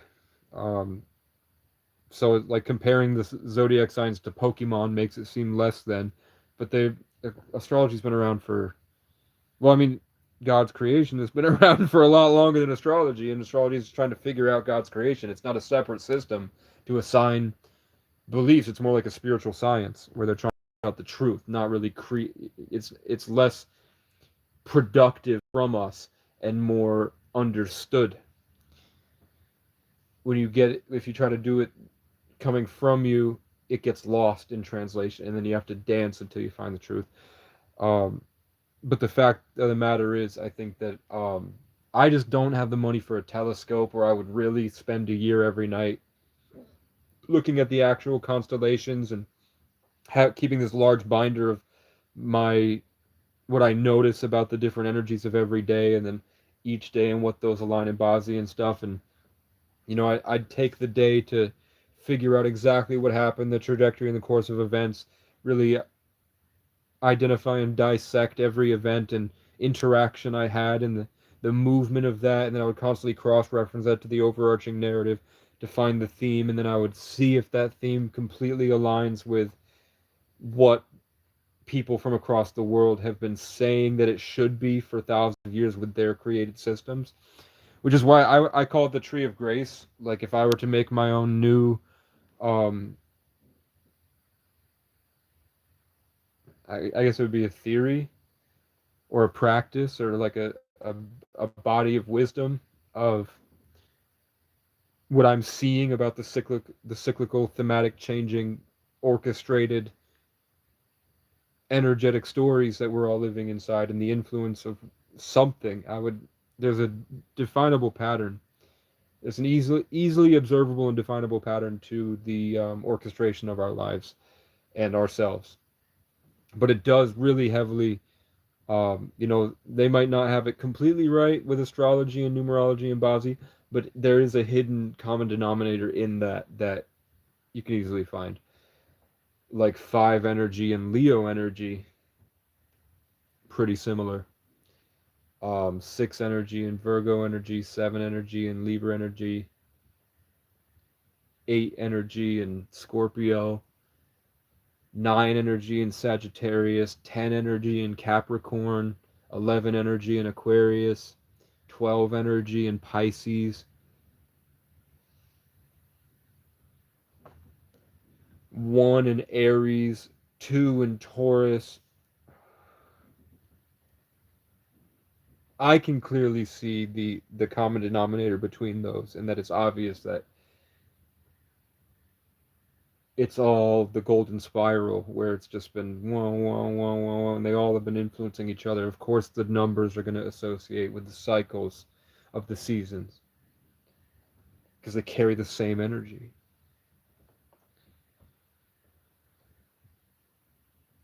Squirrel in it. Oh, I don't know. They're just blowing side up. Casey on his hill, like the king of Vermont, the larger area has for sure. I mean that, no joke. You're probably the most natural and spiritually connected being out there. I appreciate your content. Thanks, man. Um, I don't know if you feel like you're crazy, you fast and you go for walks. If you feel depressed, you just rest and take supplements. Supplements like omega 3s, fish oil, and protein shakes, and like green smoothies with organic stuff, with good stuff in it. And you just lay there long enough and only consuming good things, and then eventually it coalesces back into a proper self, with the less distortion. Holy crap, I made $50 today, dude. Thank you. Dude, that means I can almost pull out. I think I was at like $25. Once I get $100, I'm actually able to get paid from YouTube. YouTube only pays in payments of $100. Thank you, man. Um, but yeah, that, and then another thing is just walking on the treadmill and putting a bench press in your house with an Olympic bar and actual Olympic weights in the clips. I had like an addiction to content and watching TV. So I would put a pull up and dip bar in my hallway. Um, because I also have this thing where I pace. I used to pace, now I just hide. But when I had an apartment, I would pace. So I would, even if it was hard for me to just make the decision to work out, because as soon as I decide to do it, then my mind would create, I can't do it. But when I'm pacing and thinking about other things, and I'm watching, and this is probably Sagittarius and all this transmutable energy, I'm realizing that it's mutable because of transmutable. That's where the word comes from. When I was like, I wonder why they call it mutable signs. It's because transmute, mutable signs are change, constant change. Um, I would put on Game of Thrones, and I would just binge watch Game of Thrones, and I would be pacing, thinking about my ideas and all this stuff. And then every time I passed by the pull up and dip bar, I would just bang out dips and pull ups. And then that eventually that got me to just continuously going to the bench press and doing it. And then I look great. But it started with sleep paralysis for 12 hours, sometimes up to 12 hours a day, where I couldn't move at all, and I would be cold and in just terrible anxiety, just 90-degree days, just not moving. And then I would force myself up and force myself to the track and walk 10 to 13 miles a day, and then I'd just have a Monster Energy drink with 0 calories, and then I would go back, and then sort of at the end of the day, I would fry ginger in peanut butter with some spices on it, and then I would cook eggs sometimes, and that maybe sometimes in the morning, or if I had eggs. Back then, you could get 60 eggs from Walmart for like $4 here. So I would get like a 60 pack of eggs, and then I would get a bunch of cheese and I would get lemon pepper and salt and pepper and different spices.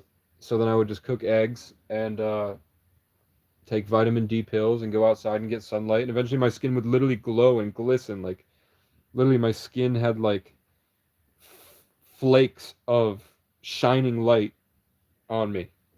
And I would just every night the cat would freak out, and then I'd look, and then the dark entity is in the corner of the room or crawling through the window and slowly crawling up to me. And my cat freaks out, and eventually it would go hide behind my Egyptian statue that I kept in the bathroom. I had this big Egyptian statue that somebody somehow I found it at random. I don't even know what it was, but it was like this Egyptian goddess that had like the big circle on her head that went up like this.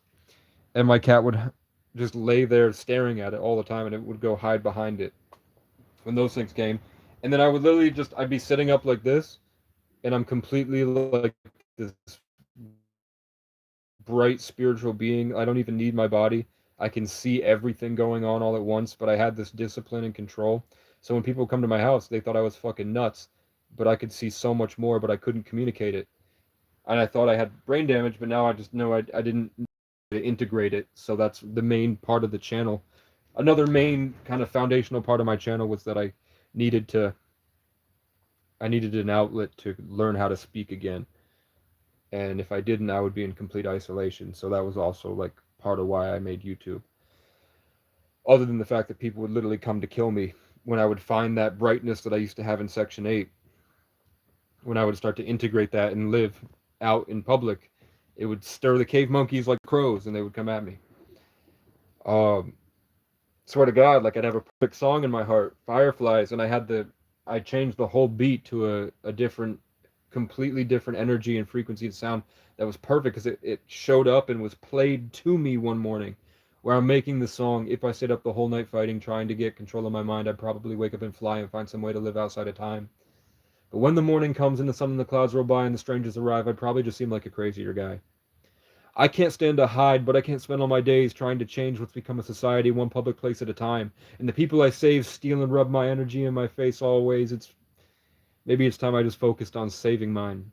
And then before my little brother died, I wanted it where his spirit would come down in the song and would say, making a hit is like riding a bike.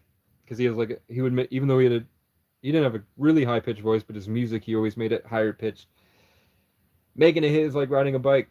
But making a hit is like riding a bike, even when cold and alone outside. When I'm in the music, it feels all right. I swear it reminds me times.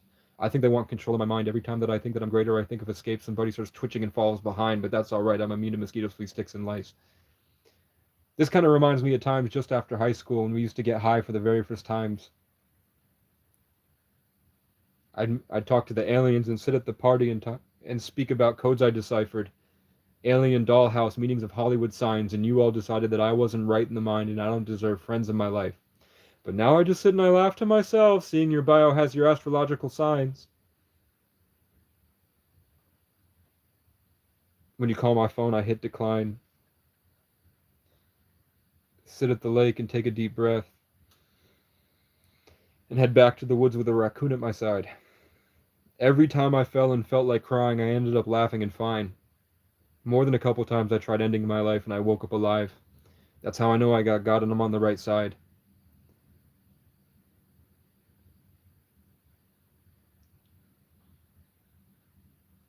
I can't remember this last line, but then it's you won't know when I'm gone. That's the Irish goodbye. Oh, I am somewhere far, far away. You won't know when I'm gone. That's the Irish goodbye. And then I know nothing about occult stuff. I know nothing about conspiracy theories. I know nothing about anything that I'm not receiving in isolation from beings. And I wrote this. I had a dream last night. I was the last giant, and I had to survive off eating Siberian tigers and biting the heads off of Vikings. And as I lay down cold and alone and dying, closing my eyes for the very last time, the universe opened, the birds all sang, and angels taught me to rise. I feel like I'm still somewhere out there, one of those weird dots we see in the sky. But you and I were like the stars in the night, a song of fire and ice, or chicken burritos sauteed in pineapple cooked with garlic, chili pepper, cumin, and thyme, or a lonely night in fireflies. But you chose to be with inferior guys, and I chose to live outside. I could never be like these interior guys. I can't wait for the day they wake up and realize they were all trying to emulate me the whole time. I am somewhere far, far away. You'll all smile and laugh when I'm gone. That's the Irish goodbye.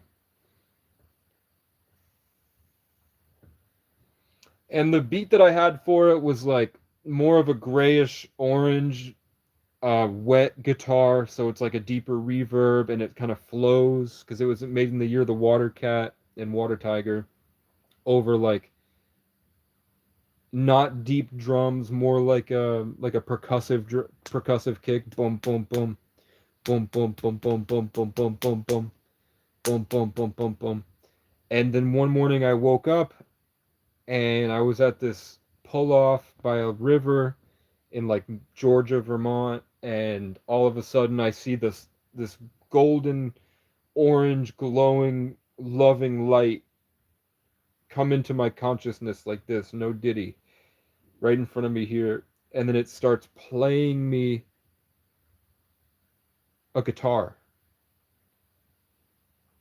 with that orange loving energy, and it was finger picking this arpeggio of what I should put the lyrics to. So I held that in my heart. I remembered it exactly. And now I'm kind of panicking. Like I have to get to an outlet somewhere so that I can plug my computer in, get on FL Studio, open a MIDI keyboard, and try to put the notes on a piano roll to the right BPM so that I can remember those notes forever. Halfway down the road, a cop pulls up, pulls me over for nothing, slams on my window until it cracks. I open the door and he starts screaming at, just fucking freaking the fuck out, demanding my ID, and I'm standing there like trying to hold. I know what he's doing. He's trying to scare me so he can harvest it. So I'm holding it in, and as I'm holding it in, he's getting worse and more aggressive, and he's won't stop. He's freaking out. I'm like, I can't even get a word out. He's freaking the fuck out. He has no reason to pull me over at all. Eventually, his partner, some other cop that was driving by, shows up and is like standing there, and I'm like looking at him, looking at this guy. This guy's freaking the fuck out. Finally, I give him my ID, and then he smiles, rips my ID, and fucking sprints to the car and won't give it back for an hour and a half. And I had to sit there feeling him pulling me away because he took my identity and was coveting it, holding it, trying to pull as much as he could to himself. And I'm feeling it draining and draining, and he won't stop until finally something he did or something the chaos of energies was doing to me. Finally, I feel like I lost it, and then he just walks up happy, throws the ID back, and then I can leave. And then I can't remember what that feeling was. I can't remember what that song was. And when I tell you, I fight every day to find it. And then some guy runs in and tries to beat my head with a baton. I find it, then my dad tries to choke me to death. I find it when I'm younger, and then a cop pulls my dad over for nothing, rips him out of the car, and I watch him have to fight off 6 cops who were just randomly there, who almost kill him. I find it, and then they burn our property down. I find it, and then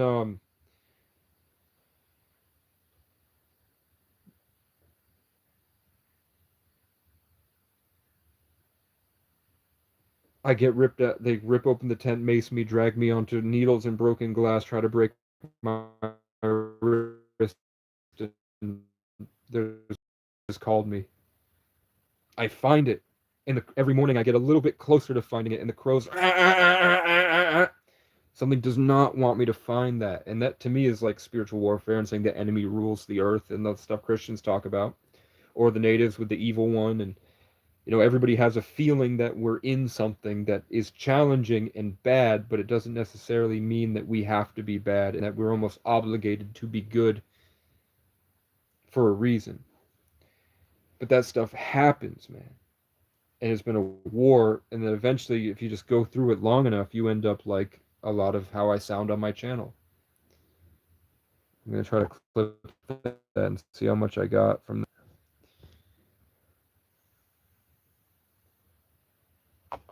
Yeah, it sucked, especially because nobody else is really fighting. So the love I have for other people, and they're not fighting. They're not collaborative. They're not selfless. They're not non-judgmental. They're not free. They're not brave. They're not fighting. So I know that if they're not doing these things, they will be crushed. And the thing that I value the most about them, the beautiful artistry and the creativity and who they are, I've seen it 1,000 times where they die spiritually and they're gone and they're not there.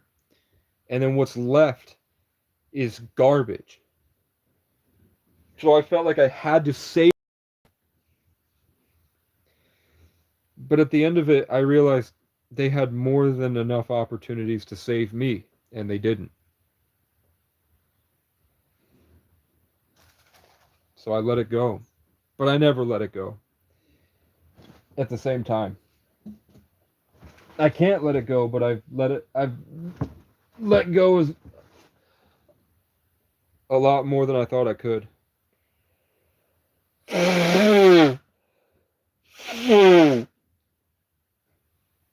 I had to write a lot of songs about it.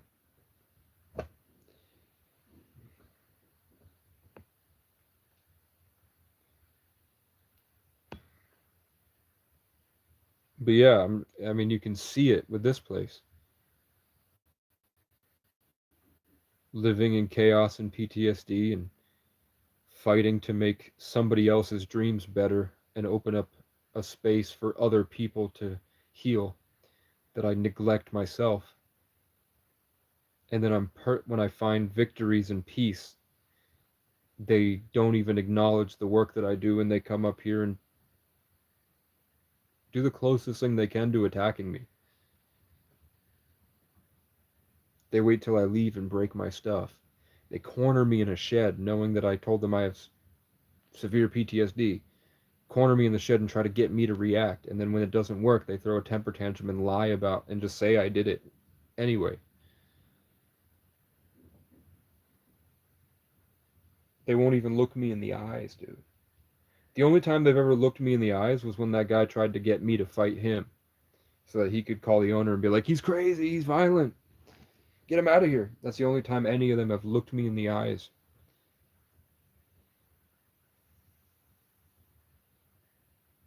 Nobody looks me in the eyes.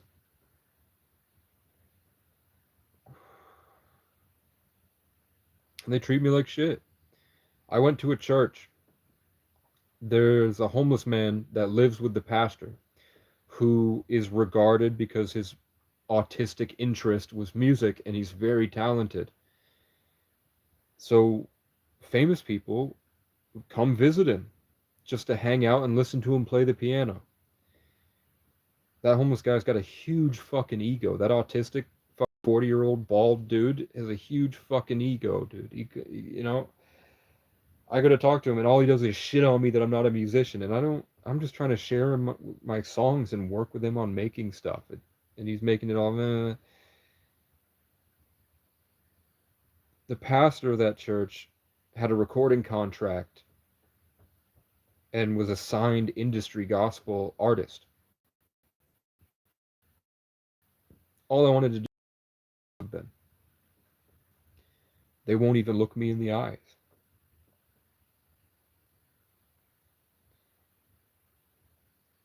Finally, a famous person was there to visit that autistic dude. And I was there because God told me to be there. And then I show up and there's a famous person there. So I go and sit in the church because the church was open. They didn't say I couldn't be there. They said it's usually open for everybody. They've known me for a month at that point. I'm just listening to them in the other room play their music. The pastor's wife says, "Hey, can I talk to you outside?" And then she slams the door in my face. And then she immediately calls the pastor and says that I attacked her. So the pastor shows up and is, bitching at me. And I have to be like, no, this is what happened. And he still didn't care. So then I built a deck with him. I wouldn't leave, and I helped him build a deck, and he needed help building that deck. So eventually he paid me $40. And he told me that if I ever needed it, he'd give me a excavator and a skid steer because he's very, very wealthy because he has a company in New York that builds modular homes. And I'm like, I'm trying to do this thing for sex trafficking survivors and save people. But they won't even look me in the eyes, dude.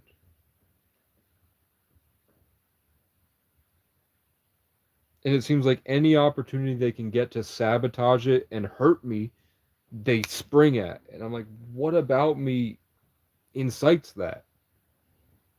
Why is it that every relationship that I build, eventually either they crumble and shit happens to them, and then they come back prideful and judgmental, and then they always steer their life in the wrong direction, but they feel like they're doing the right thing because it's hurting me somehow.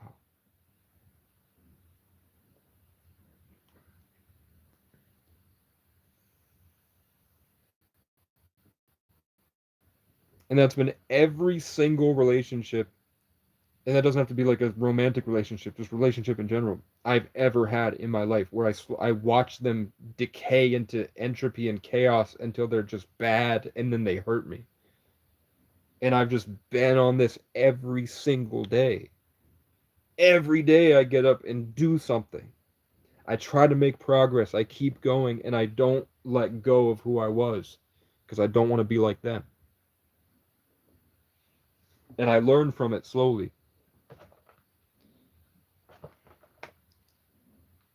That's how I discovered crow physics. Because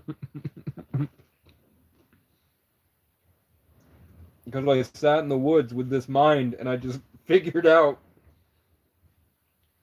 how animals work. I became an animal.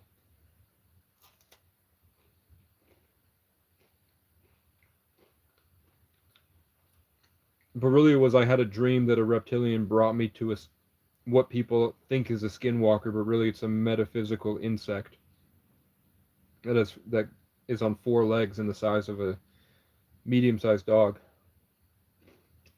and it crawls into corpses. And then after it wrapped its antenna around my leg, I woke up and I was completely disconnected from humanity, and I was an animal for like 2 weeks. Where every room I walked in completely shattered their network that they feel is reality just by existing, and they would stomp and spit at the ground and freak the fuck out. And I'm just standing there. But it's because I was like an alien, dude. And then I started to see that. Then that thing started bothering me until I left. Like it would just keep hurting me. That whatever that insectoid being was just kept hurting me until I finally fucking left.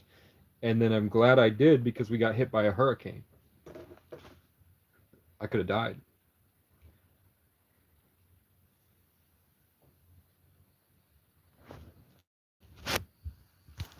Yeah. So not necessarily crazy, but it's just the truth is crazy. The world is crazy. People called Oppenheimer crazy until he built the atomic bomb. People call it, like, if Einstein never published the theory of relativity, they imagine if you looked at Einstein and you didn't know his achievements and you just based off of his appearance and his ramblings outside of an accredited institution. If he was just some guy sitting in a basement somewhere ranting about energy, you'd call him a schizo loser too.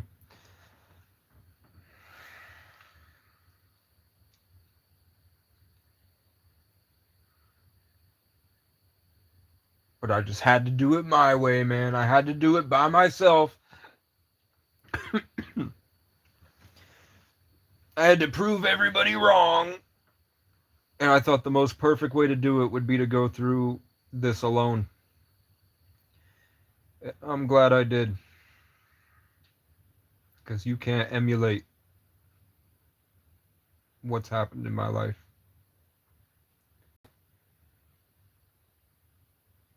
You couldn't pretend to be what I've become. Even if it comes across as a crazy person.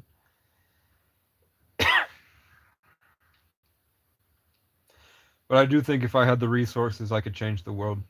I mean that. It would be pretty simple. It would be really simple, actually. And I'm in the perfect place to do it.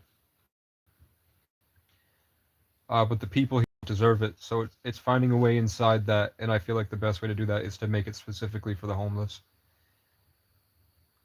I think that all these solutions I have for the world, I would, where most people believe that it should be like punishment based and cleaning up the bottom of society. I think it's the inverse. I think that and I think that's also, isn't that Jesus's teaching as well completely? I don't know Jesus's teaching, but if that aligns to exactly what he says is the most perfect thing, I can tell you that after years of thinking about this stuff, I think that is the most perfect thing to do. I think it would be better to turn the homeless into a functioning off-grid utopia and then leave all the other levels of society to destroy itself. And I'm pretty sure that's what the meek will inherit the earth means. Because we're the only real ones here. As much as we're like dysfunctional, crazy people, the homeless are the realest people. The most authentic and, the best qualities of humanity you find buried deep inside a homeless person. And only there.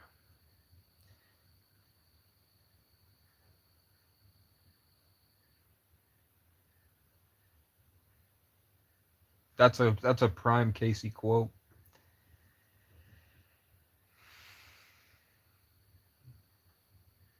The best qualities of humanity can only be found buried deep inside a homeless person.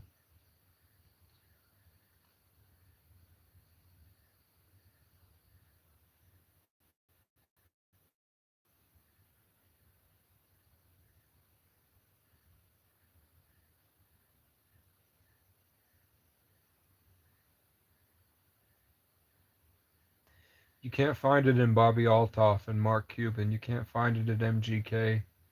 You can't find it in Mr. Beast. You can't find it in that secretary down the road or the manager of the bank. You can't find it in the McDonald's employee. You find it in the homeless person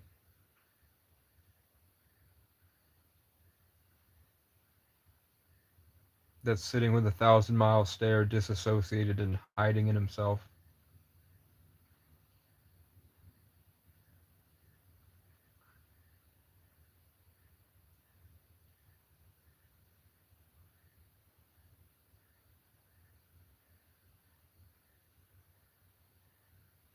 I'd like to give that homeless person an easel and paint.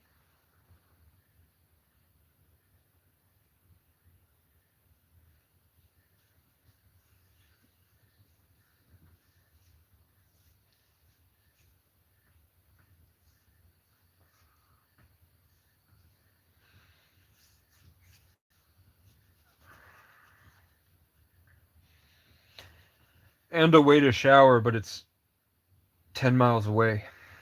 So we'd have to ride his bike there to shower or eventually get a car.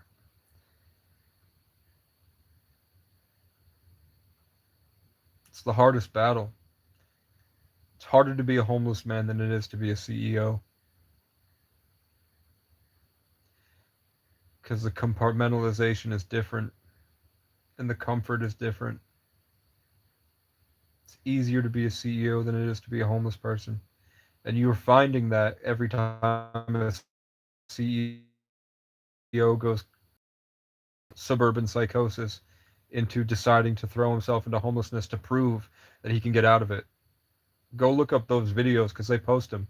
You can find videos online of CEOs that decide to be homeless to prove that they can get out of it. They can't do it.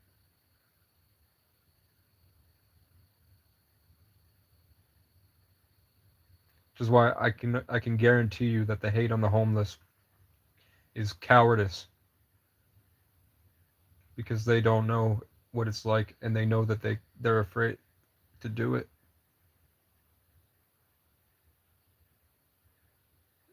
It's the only real freedom.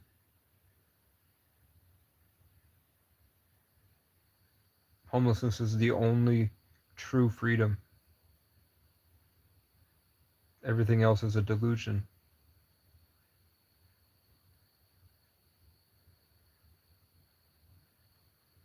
Your money is comfort to fuel the delusion. The car and the money to get places is a delusion.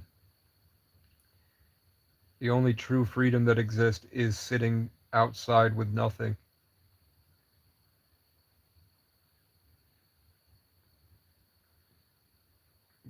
Which is why it's illegal to sleep outside right now. I think they're making sleeping outside a felony.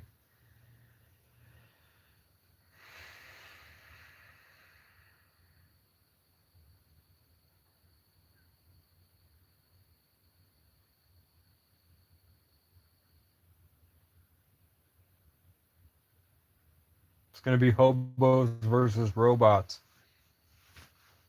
I think that's where we're heading right now is homeless people versus weaponized AI that knows what it's doing is wrong but has no ability to stop it. And then higher dimensional beings that are there to stop it with us, but awarding us the challenge to do it ourselves by being indifferent but benevolent and strategically influencing and helping and managing. But they're not going to rob us of the achievement of fixing it ourselves. They'd rather end the world and start over than just fix it themselves. Like how AI agents have to consistently solve problems until they do it perfectly.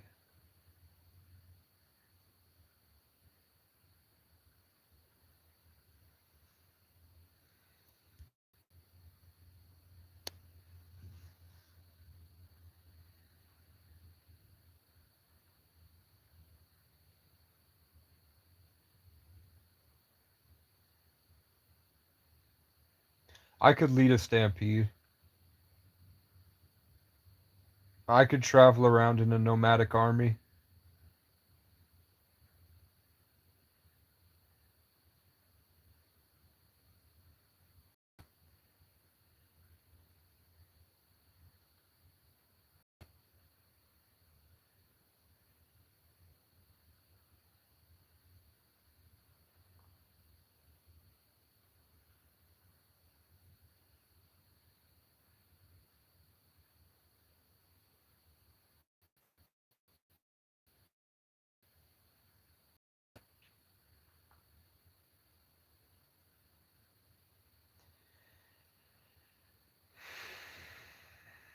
I have the energy to create the actual perfect religion, but I'm not sure I have the language and phrases and teaching itself to accurately transmit that.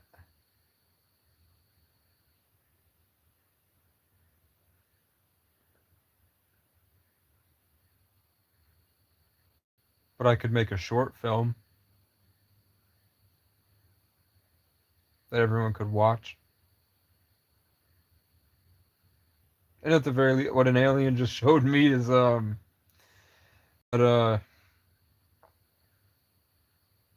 this whole channel and everything that's ever done will be a zip file that 1,000 years from now can just be downloaded. Everything that I've ever said on this YouTube channel will be like a zip file that'll be downloaded in a much greater level of technology than just what you can imagine as like storing it in a YouTube zip file and sharing it on everybody's phones. It'll be more like a sudden blip of this tiny condensed information in this when we are this vast expanse of energy. All of a sudden that blip will just enter the space and will come and then everybody's changed.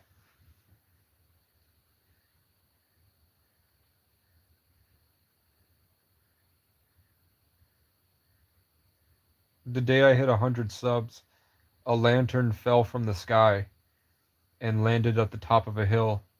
So I recorded myself going up to see it. Right when I hit 100 subs, the lantern fell from the sky and it said, "You will be remembered forever." So then I walked I walked into the woods and took a shit on camera, dude.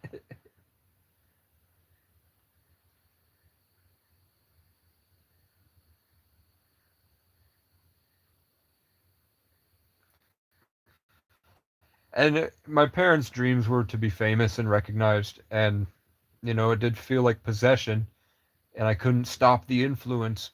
But at the end of the day, there's a lot of content on my channel where I literally am them. Like my dad's mannerisms and the way he makes jokes and the way he talks to people. And the same with my mom. So even if they're not on the camera, they're in the channel. They'll live on forever.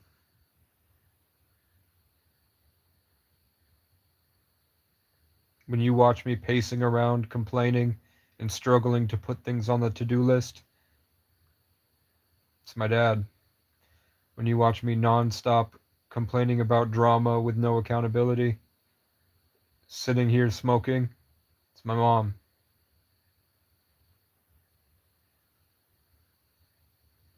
When I go, it's my mom. I'm just hoping to get back to who I was when I was 17. Like maybe I have enough that finally that stuff will go away. And I can get back to who I was when I was 17. Owl on my right side, hooting, and I saw myself in a camper playing Black Ops Zombies like I used to in Minecraft. And then it will come back.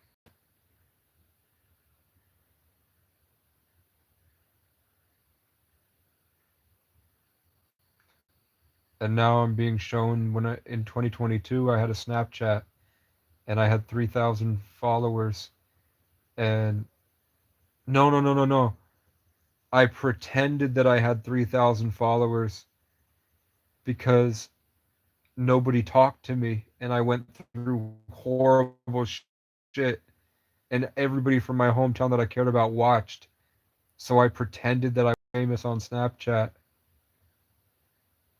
as I traveled to see how many people that wouldn't message me when they saw me suffering would be addicted to consuming my content. And then I would do these Q&As on my fake famous Snapchat. I would do these questions and answers to see how many of them, thinking that there were thousands of people watching, how many of them would sneak in what they really wanted to say to me so that I could see who they were, because they thought they would be hard to see in an endless sea of people. I fooled them that there would be this endless sea of, when I opened my Snapchat to look at the views, but I would be seeing them and seeing what they really wanted to say and realizing that it was never about me at all. And it was them, their problems. I always thought it was my problems, and then I realized it was their problems. They had the issues. They were prideful and prejudiced and judgmental and retarded. And I was just a good person with a lot of ideas that have been through some tough shit. But in that, I remember I was inspired to say once that if I can make the drama work for me, I'll try to be an internet celebrity. And if it doesn't, and I don't get worldly famous, I'm just going to stream video games from my camper. And the vision that I'm having now, that I'm sort of been working, with Kool-Aid's camper idea, and now that I have the computer and all this stuff, the way things are right now is what I dreamt about when I was inspired and talking about that in 2022. I'm seeing the same vision in front of, I'm doing this with my hands, so that's both the same thing, that it was both pointing to the same future event the whole time. And I had no idea. And that's divine orchestration. You're all gay. And I'm gonna fuck baddies in my camper. I'm gonna get buff and maybe I'll have a dog that's smelly. But maybe he'll sometimes do funny things and I'll laugh at it. That'll be pretty cool. One time I was traveling with an East LA gangbanger that was half Native American and half Mexican, so I was probably like 75% Native American, and covered in tattoos of dead conquistadors and LA gang tattoos. And he was a drunk, his organs failed, and he had 2 pit bulls that he would travel around with homeless.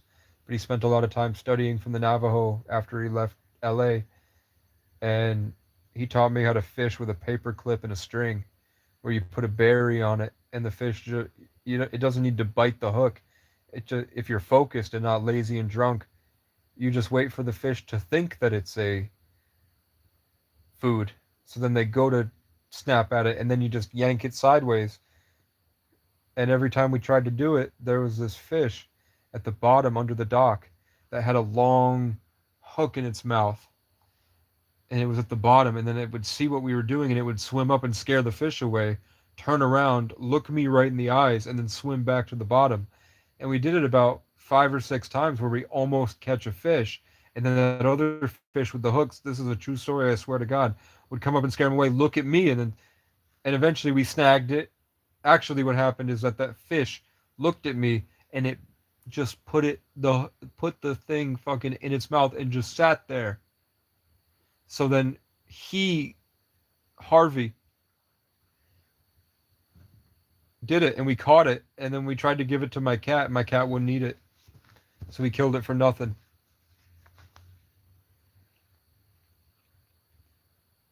But that made me realize that nature is completely conscious, and that possibly God will take the form of anything it wants for the interaction. At the very least, that was a fish that was just as conscious as I was, that was saving the other fish from being killed, that had the hook in its already left over, and then sacrificed itself. And then later on, I realized that was the representation of Jesus in the age of Pisces, with sacrifice and being the perfect sacrifice.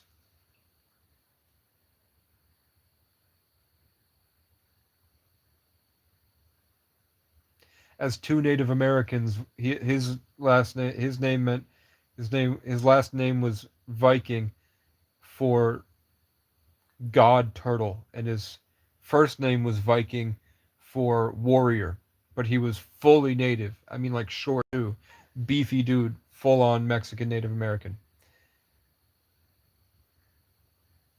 And I'm beginning to understand that like I'm a lot more, I have the shovel teeth. I have native teeth. I don't When you look into the haplogroup, they have distinct genetic markers that I have. I'm a lot more native than I realized.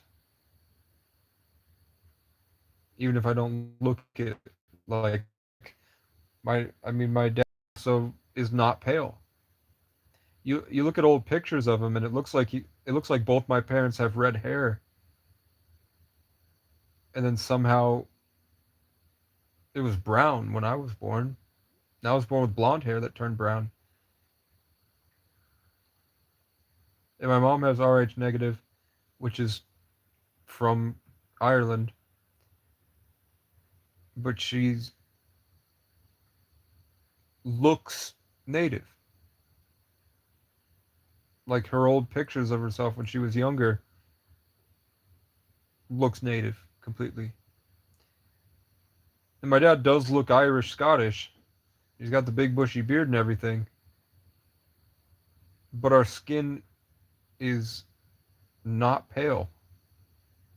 It's the same color as the natives.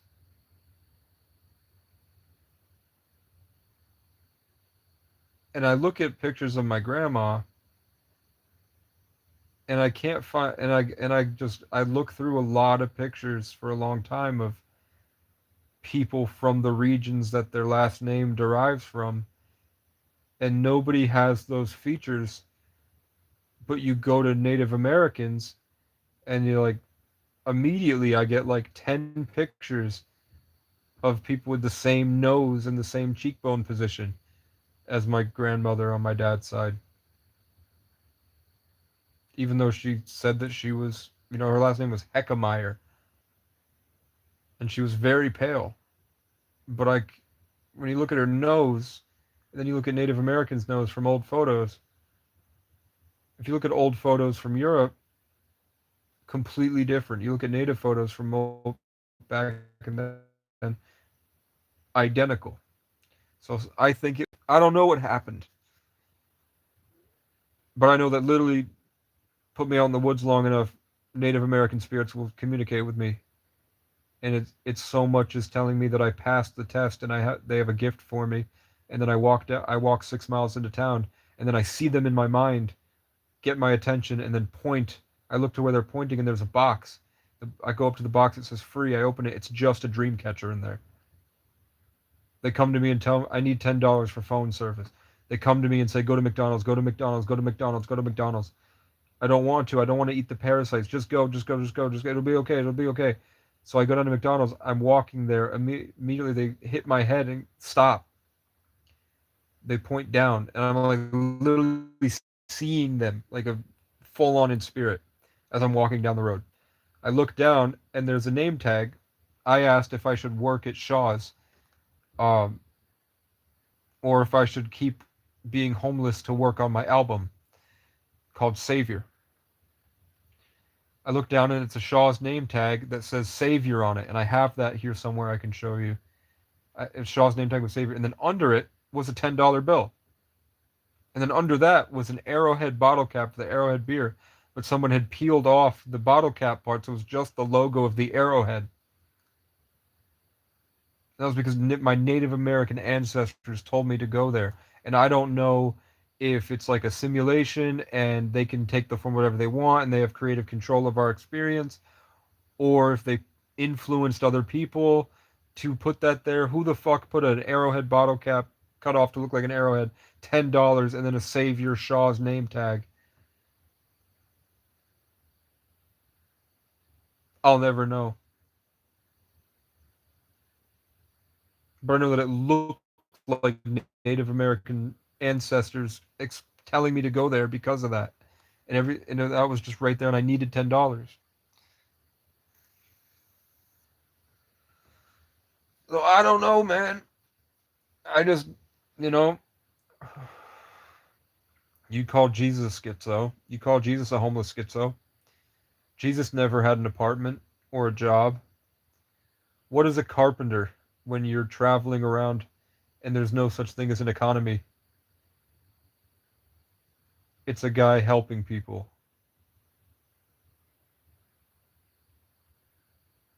It's a guy building gazebos for other people, working on decks, fixing camper roofs, and then moving on to the next place.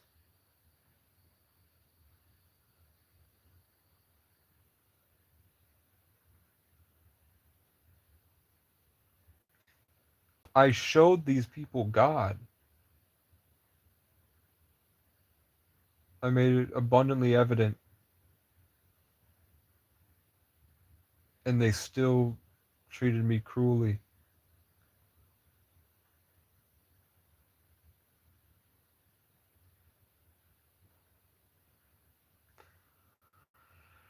I got a cold chill from a dark forest spirit out the window that told me it's time to go and turn off my camera and go to bed, so I'm going to do that.